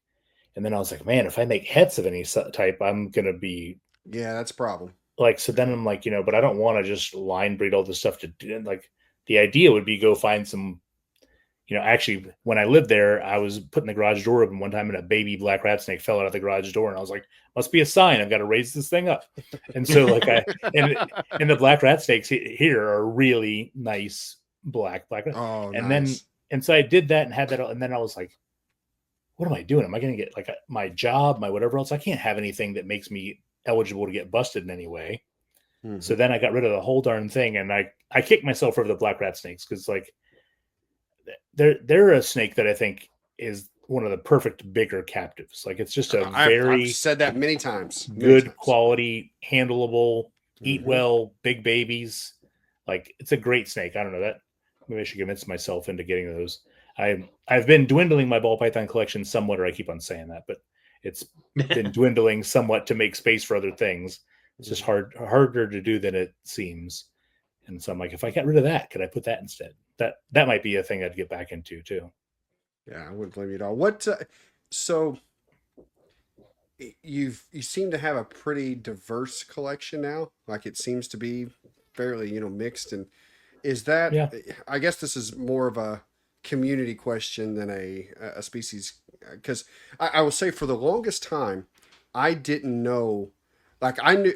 If someone said Dennis McNamara, I could picture you. I knew who you were. I knew, we walked past your table many times, right. At Tinley. But I always just thought ball pythons at that point. You know what I mean? But again, I'm seeing the Tinley table typically. Right. You know what I mean? And that was what would, I'd see there a lot.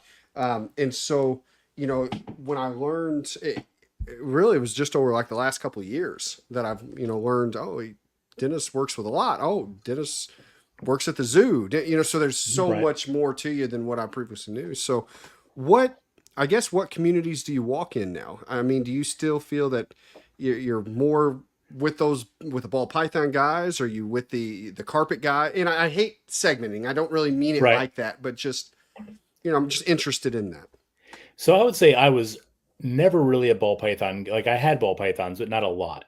Mm-hmm. I'd say that, but like the problem with it is like say 2010, 11, I had a Daytona show that was like my record book kind of thing.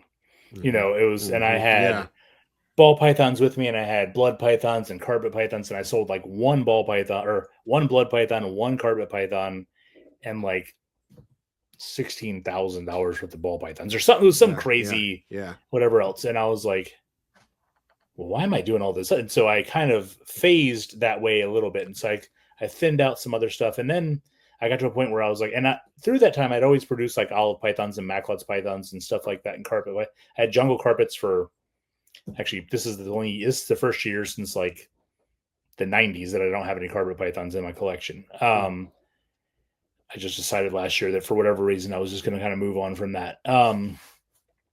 And so like but I also found that the more ball pythons I had, the less babies I made. So I would like phase out. And then I don't know if you remember Tom Burke, but there was a guy he's in New York and I was friends with him and I had gotten down to like 15 ball pythons and I went up to visit him when he was sick and we ended up talking and whatever else. And then next thing you know, I bought like a chunk of his collection. I'm still not sure how I did it, but I did it. And it was kind of the perfect time because I bought it right before COVID or right at the beginning of COVID. Mm-hmm. And so it really made it so like, I don't know, I bought a whole bunch of females from him. Like 95% of them laid the first year that I got them from him. And they just kept on laying and so it really kind of made it so I did a lot more of that. Like I still was making Macklot's pythons and olive pythons, and Hondurans. Actually, Hondurans are in the mix for that too. And then it was just kind of like, it's too much. Like, I don't know. They accumulate because you're always chasing. Right. And so next you're like, I have 40 females breeding and all of a sudden I have 75 females breeding. You're like, when did that happen? Like, how did I get there? Yeah. It's weird because you're feeding it and whatever else. But when you actually go through, like I go through like every 6 months and I write, I kind of, not as fancy as yours, but I make a list of everything that's there, everything that's here. And I go through and I, how many things are in this project, how many things are in this. And then I'm like, what can go, what can stay, what should stay?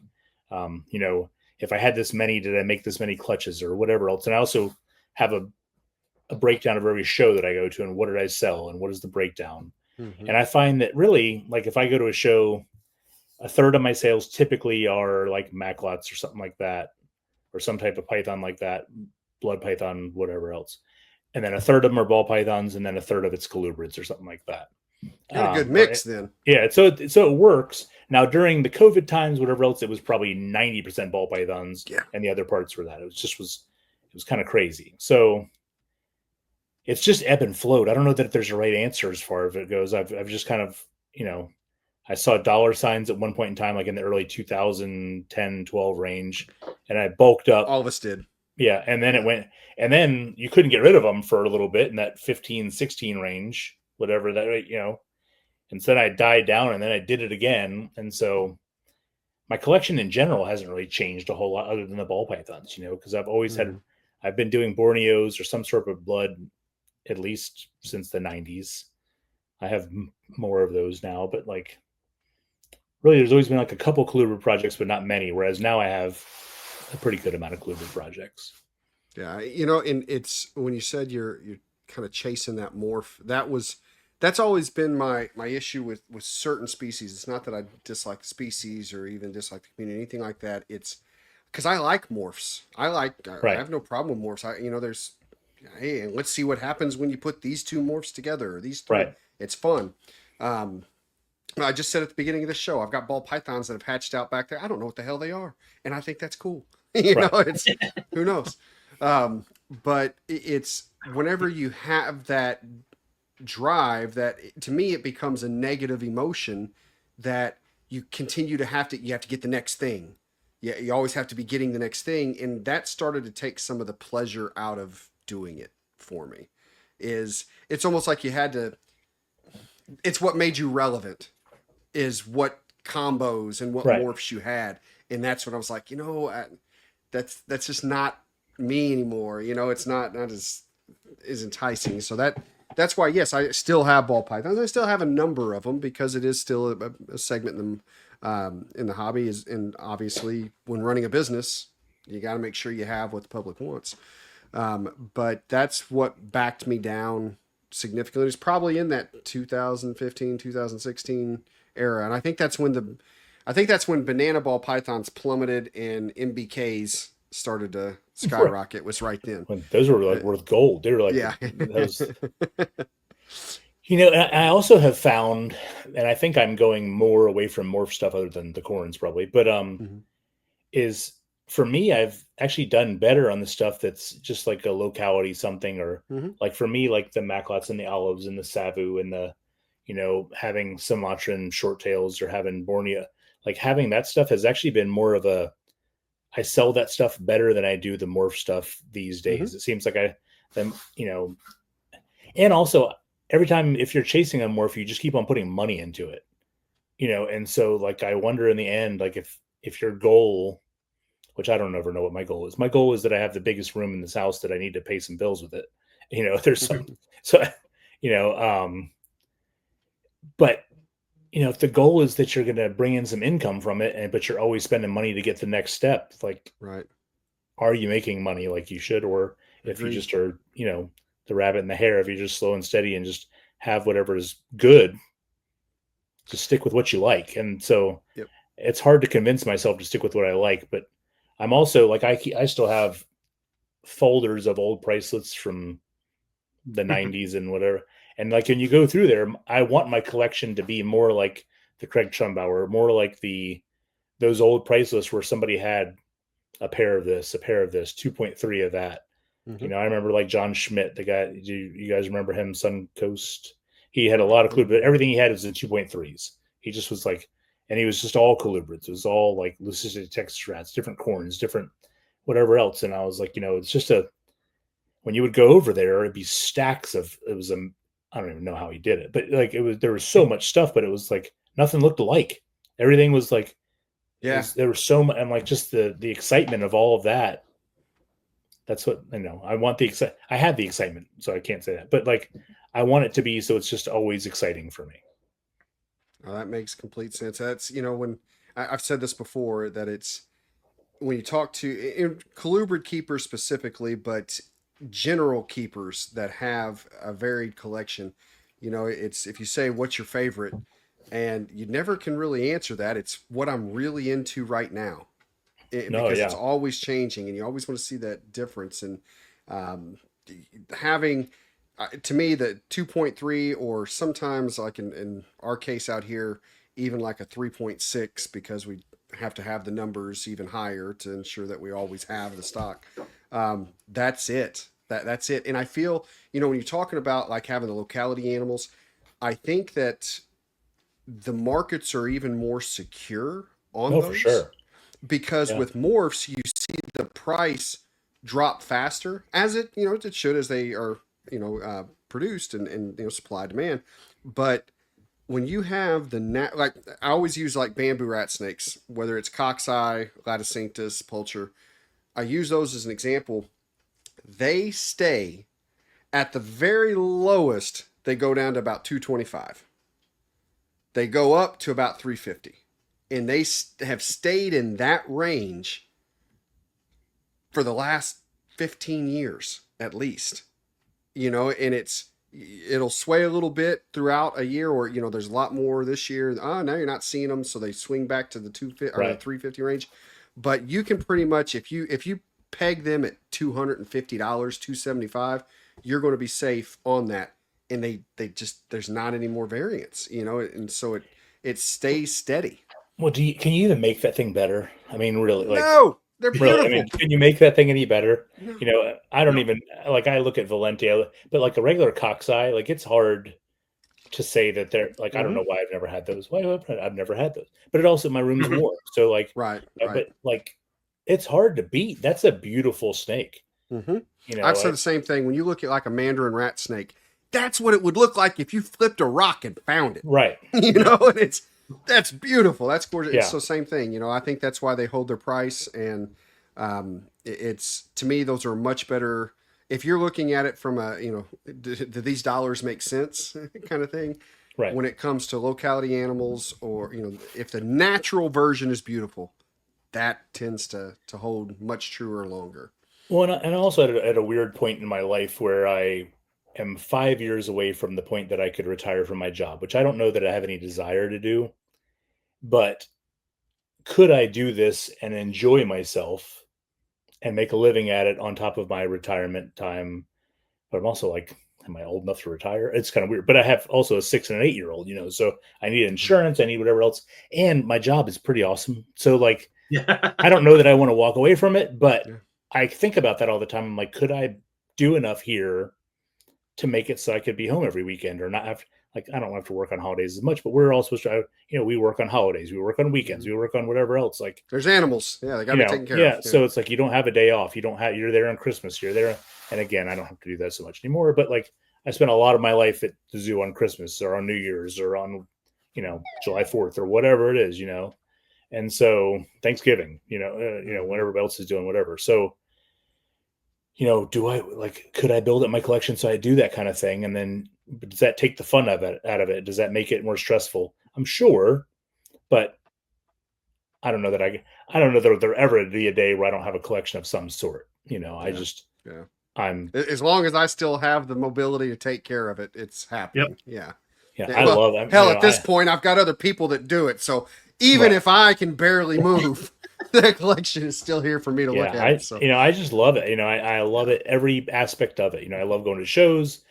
You know, I love. Me too. Yeah. I love all. You know, I love I get lost back here. You know, I come back here, I do my thing, and you know, the kids might go to bed, my wife might go to bed, watch a show, and then I come back here, and I'm back here for a couple hours, or we're doing whatever else, and I'll be like, hey, I'll be back in 5 minutes, babe, and she'll be like, you've been back here for 45 minutes. What are you doing? I'm like, oh, I was looking at something. I don't even know what I've been doing. I found eggs. Yeah, I'm just back here looking. You know, and then I'm like, oh, these guys need water. Let me dig them out. You know, I just get, for as long and as many things as I've been lucky enough to be a part of, I haven't lost a bit of it. I might have even gotten more, like, enthralled. So it's weird. I want to talk about that for a minute, because you do have a zoo job. And there's lots of people that would want a zoo job, which means you're working with animals all day. But you have this private collection, which is yours. Like, right. Dennis rules dominion over Dennis's collection. Right. And I found when we started the zoo, and we don't have a legit full-blown zoo. We didn't go AZA accreditation. People, Right. It's kind of funny. Not that that's a bad thing. Not saying that's a bad thing, but I actually had a lot of people in AZA tell me when I would mention that, and they would be like, "No, like you don't want that for what you're doing with all the research and the kids and everything. You need the flexibility and the mobility." And I was like, Right. That's an interesting take. But anywho, but we kind of self-police and instill a lot of the bureaucracy that you get in a formal scientific position, which I don't think people understand truly that part of the zoo / conservation universe. It's right. Like you cannot, like, if you're doing a breeding project at home, you just take 2 snakes and put them together.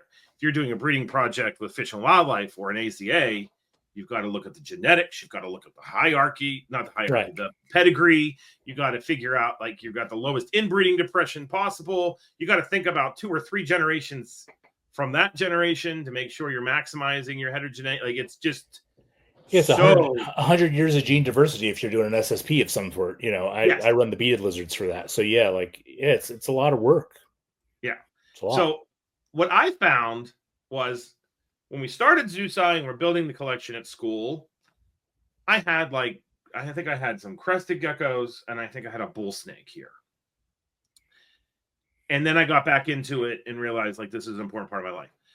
The collection grew here as a direct response of losing my ability to do things the exact way I wanted to do them at the university. Sure. Yeah. And so now I find that, like, when I'm at school, we've got all these rules, all these protocols, all these things, which ironically I created as the director, which, you know, my staff's telling me all the time, like, that's not the protocol for that. That's not the way we do that. And, you know, and I find that I have to have the personal collection to get the zen back in the keeping of the animals. Yeah, for sure. And have that control. Is that a thing? That when you talk to zoo people, they're either like you and I'm a zoo adjacent person, I think is the best way to explain it. Right. Like, I have to have the collection at home that I have the ability to do what I want, when I want, how I want, blah, blah. But there's other zoo people you talk to and like, I don't have anything at home. I spend all day with these things. And when I go home, I'm done. Yeah, I have a lot. I know both. Yes. You know, and it's funny because there doesn't seem to be anybody in the middle that's like, yeah, I got like a pet snake. Yeah. Well, I have a girl that works for me that has, like, I think a bearded dragon and a ball python and maybe a leopard gecko. Like she has like the basic kit kind of thing. But that's, no, I mean, not having a vet makes it a little bit easier. You know, all those things, which we have a good vet, don't get me wrong. But like, yeah, no, I like being able to try stuff. You know, I actually just pushed my feeding schedule that I have here there, which I did on one species, Timor pythons there.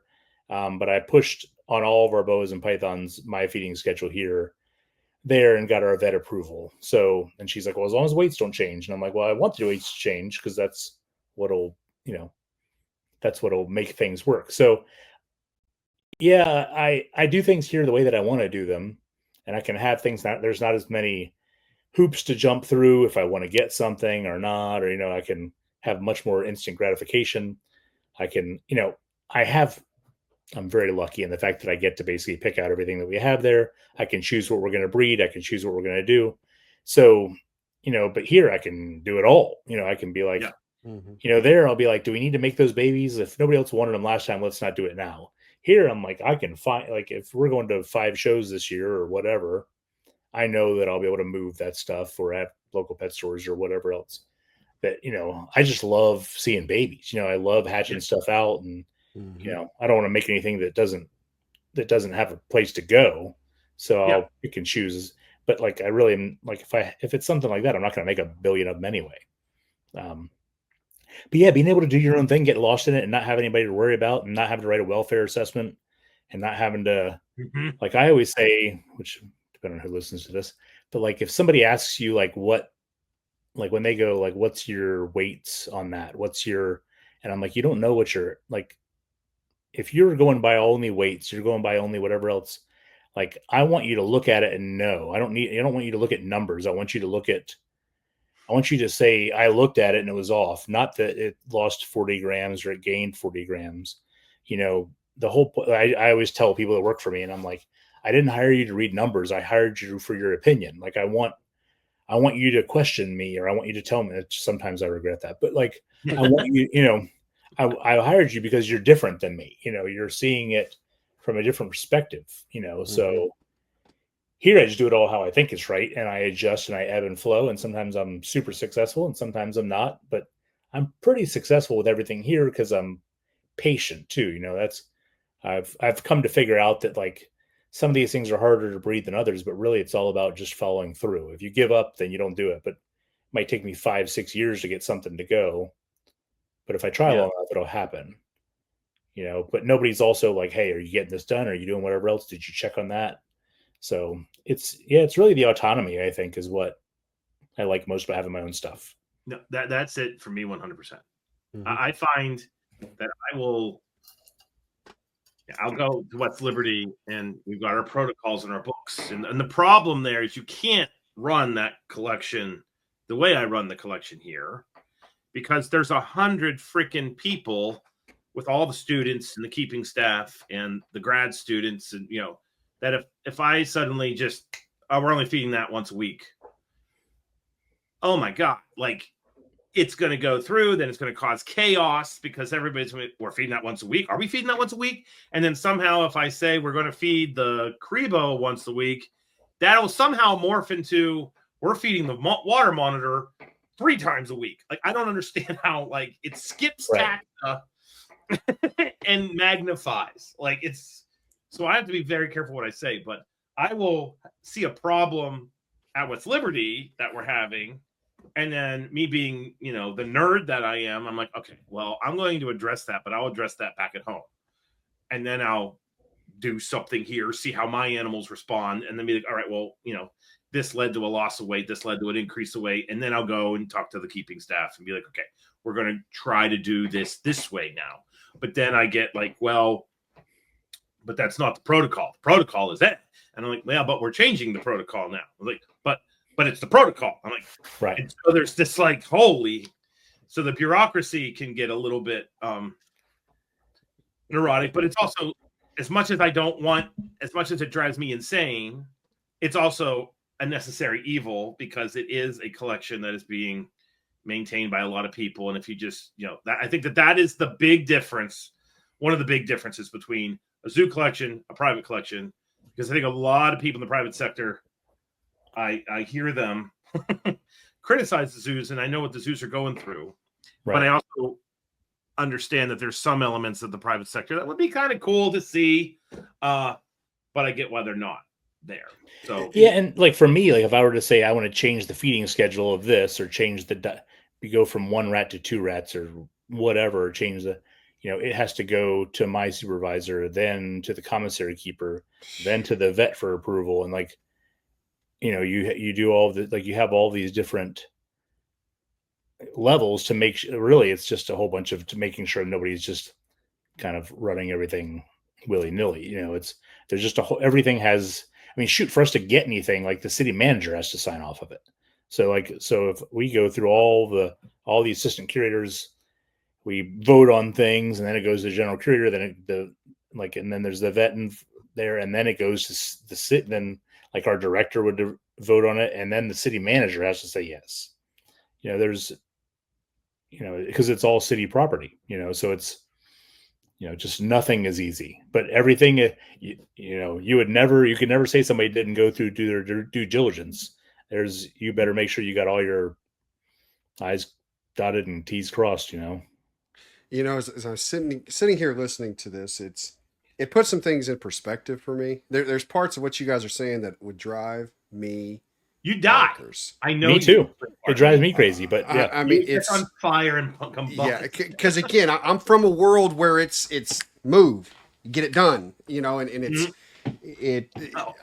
in the levels that I've worked at it. It's more of a, I don't. Hey, can I do this? It's this is what I did. and here's how I did it. Here's the results. Oh no. Yeah. And that's so I think of, like when you guys are adjusting your feeding and all the hoops you jump through, I'm literally, hey, we're low on rats. Don't feed the ball pythons this week. It's done. That's the end of the conversation. You know what I mean? And there's nothing wrong with that either. Right. Just... Yeah. And that's what I mean is because, we know what we're doing. And it's also like when you were just saying upping from 1 rat to 2, I give that complete autonomy to Corey and Steve, who are taking care of the nursery and the collection. It's look at the animal. Does it need fed to a something or something bigger? Do it.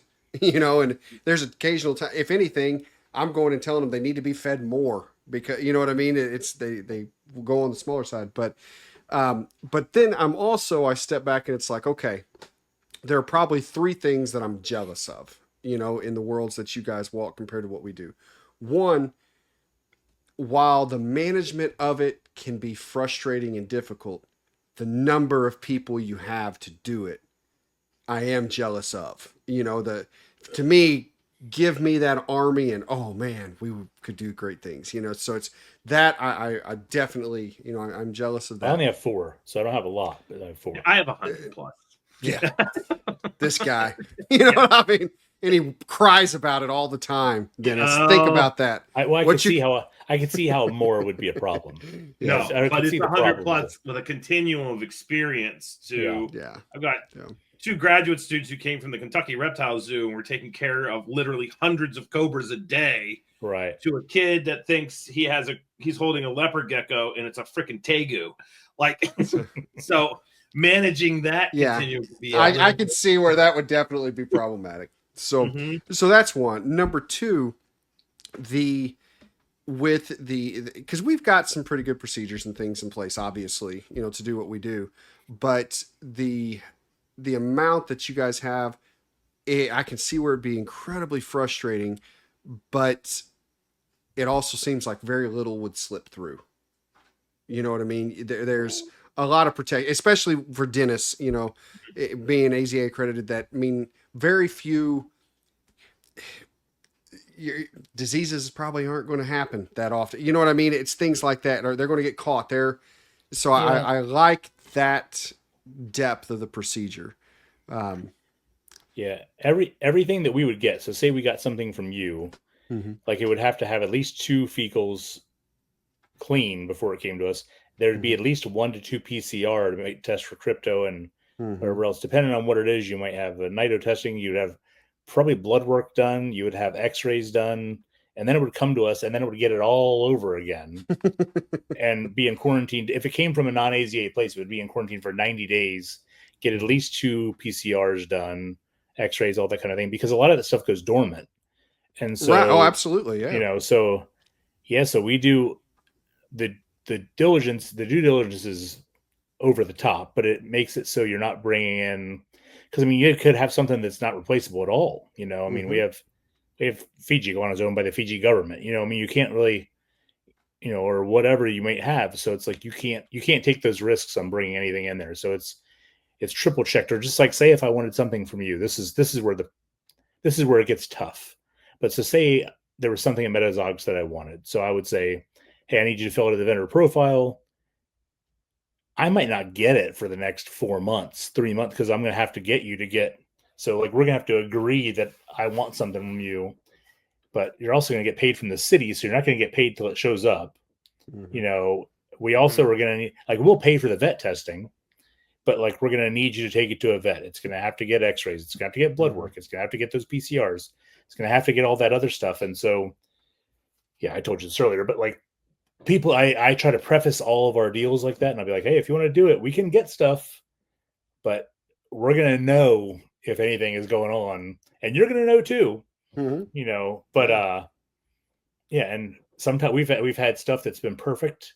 We've had stuff that hasn't. That stuff that looked perfect, somebody might have had for years that looked perfect, but was not when you actually checked. It's kind of one of those things. If you look hard enough, there's something there. But yeah,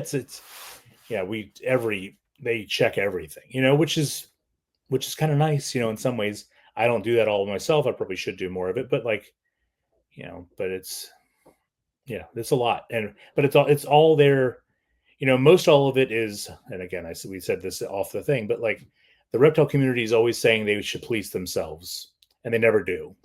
Right. The zoo community does. You're not getting through if you're doing something shady. You're not getting through if you don't have a quality animal. Mm-hmm. You're not getting through. Like, you're just not. And then if someone else is like, hey, I wanted to buy something from Metazotics, there's a listserv, they'd probably put that out on. And then you'd have 2, 1, 5, 10, whatever would say, we did, it's good. We did, it's not, so the community is not big. People know. Mm-hmm. So it can be very helpful or it can be hurtful depending on what's going on.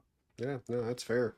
Well, something you just mentioned brings the third thing that, I'm jealous of is because of the procedures, because of everything you guys have in place, the things you're able to work with, the Fiji iguanas that you just mentioned, you know, that's things like that, the things you have access to because of the hoops that you jump through with AZA to be, accredited and to have that, and even Zac, even though you guys may not be AZA, because of everything you guys have in play out there, as well as your affiliations, to someone who's on the private side only of keeping, that's really cool shit. You guys get to really mess with some neat things. So. No, for sure. We went back to that lizard statement, but we have parentes, we have shingleback skinks, we have Jamaican iguanas, Fiji iguanas, like a lot of things that just are virtually impossible to have in the private sector or impossible to have. Mm-hmm. We have a lot of cool snake stuff too, but like those are some of those stuff we've gotten in. Well, some of those we've had for a while, but like the parentes and the shinglebacks are all new. And so we've gotten to do a lot of cool, a lot of neat things get to come through. Yeah. That's bog awesome. turtles, lots of spotted turtles, stuff like that, Very neat. Cool. All righty, sir. Well, this has been a fun one. I think you should hit him with the final question. I'm interested. Yeah, I am. So the final question that we have been, sometimes we forget to ask it, but we're not now, is where do you see herpetoculture going in 5-10 years? Positive, negative? You like the outlook? You don't like the outlook? I don't. Facebook and the keyboard warrior and the people get mad, but some of the crazy European, some of the crazy whatever else, like some of the everybody that's on the outer edges scare me. I think that we've lost a lot of things over the years as far as I think the quality of keeper is not as good, doesn't have the library.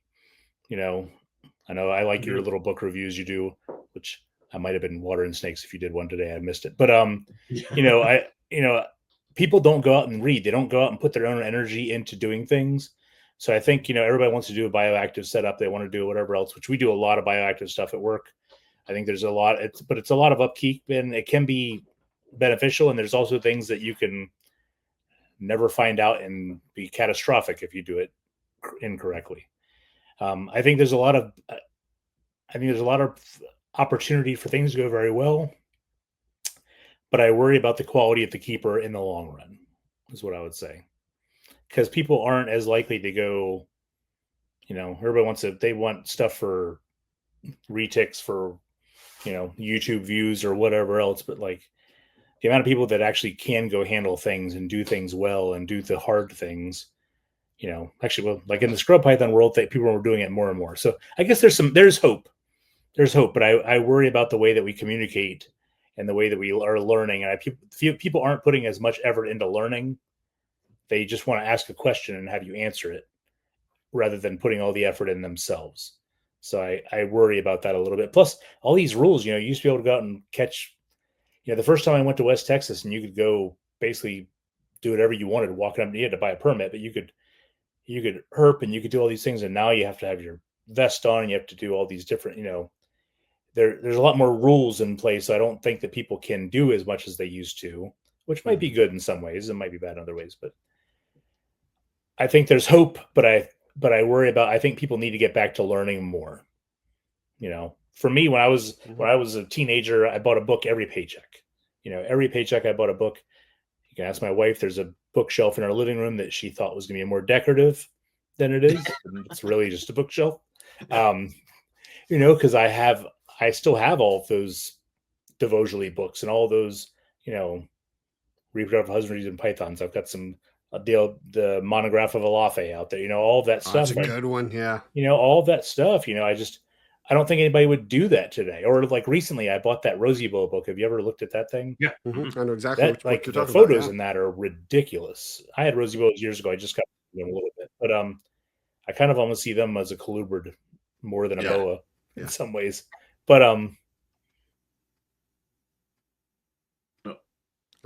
I hope we see it get good and evolve. I just worry about the content.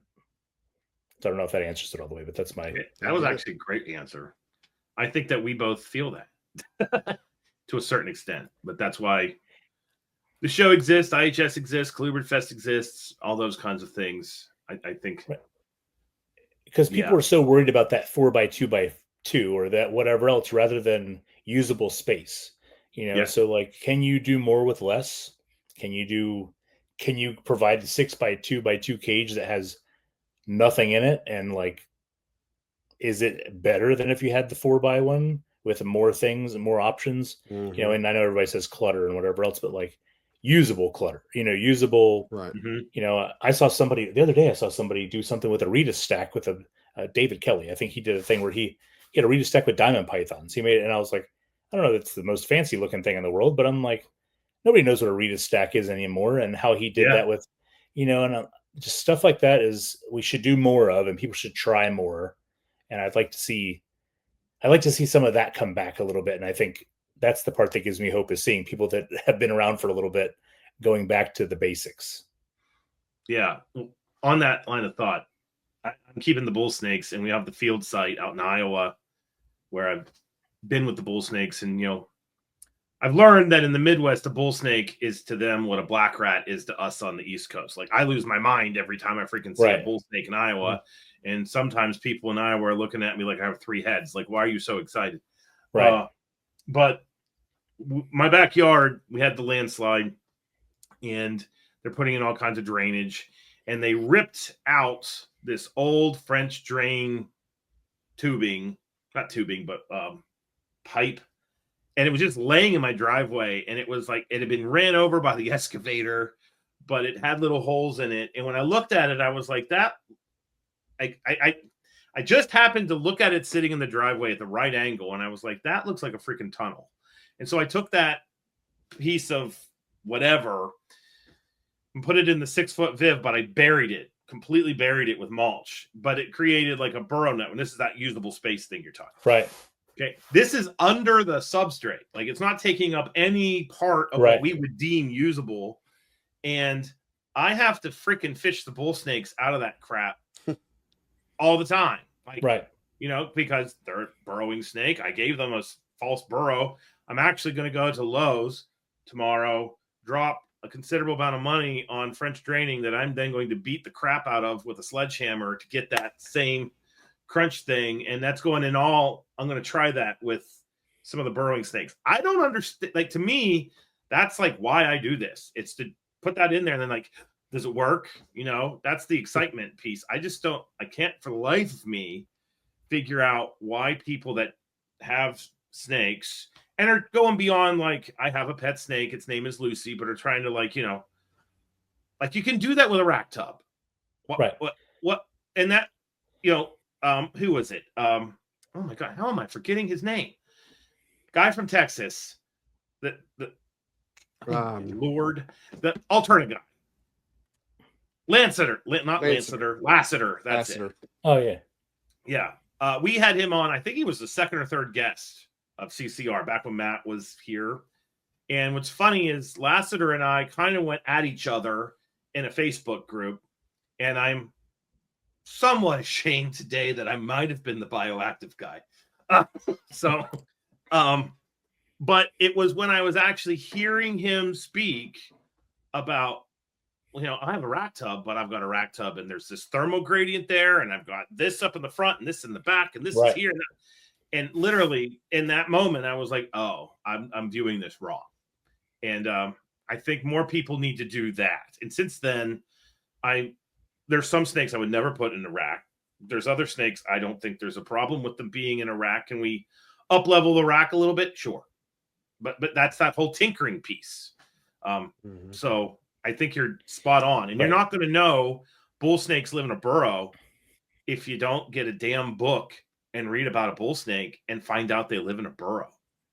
Well, that's why I do a lot of those Tupperware containers with the holes on the top. Because if you do that and you make it so they can go in there, they kind of use it as their own little burrow. I use a lot of corrugated tube too, the plastic corrugated tube, the drain tube.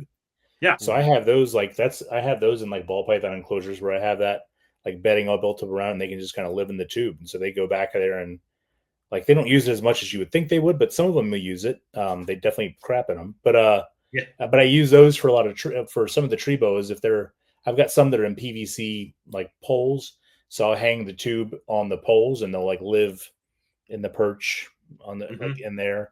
So that all that too, like you can use a lot of cool stuff. That's just just find what works, you know. Well, there you go. We could totally end on that. Find what works. Okay. Don't try so hard. Dumb yourself down and look at the snake, and it'll tell you what it wants. 100%. All right, man. This was a fun one. I enjoyed this one. If people want to find you, where do they find you? You find me on Facebook. Just look up my name, Dennis McNamara. I'm on Instagram, DJM Reptiles on there, or Morph Market, which I don't post on very much, but I'm there. Or I'll be in Atlanta for a Bob Vu's show, and Daytona and Tinley. That's it for probably right now. But all right, sweet. Okay, well, thank you for coming on. This was a great one. Well, thanks for having me. No worries, man. Clint, where can people find you? You can find me at Clint Bartley on Facebook, Metazotics on Facebook, MetazoticsLLC on Instagram. And if you ever want to check out what we have, feel free to hop on Metazotics.com. And of course, if you are purchasing anything, use CC Radio at checkout and save yourself 5%. All righty. And you can find me at Dr. Crawdad on Instagram, Zac Loughman on Facebook. Look me up. You want to go to school and do this kind of thing? You're in high school listening to this. If you're a parent of a high schooler and you're listening to this, consider West Lib. We have over 450 reptiles right now, and that's before the babies hatch. I'm trying not to think about that. That's about to hit us. Anyway, but that's a good thing. And then you can also email me at zloughman@westliberty.edu. So, be it morning, evening, afternoon, or night, whatever time of day it is, have a great one, guys.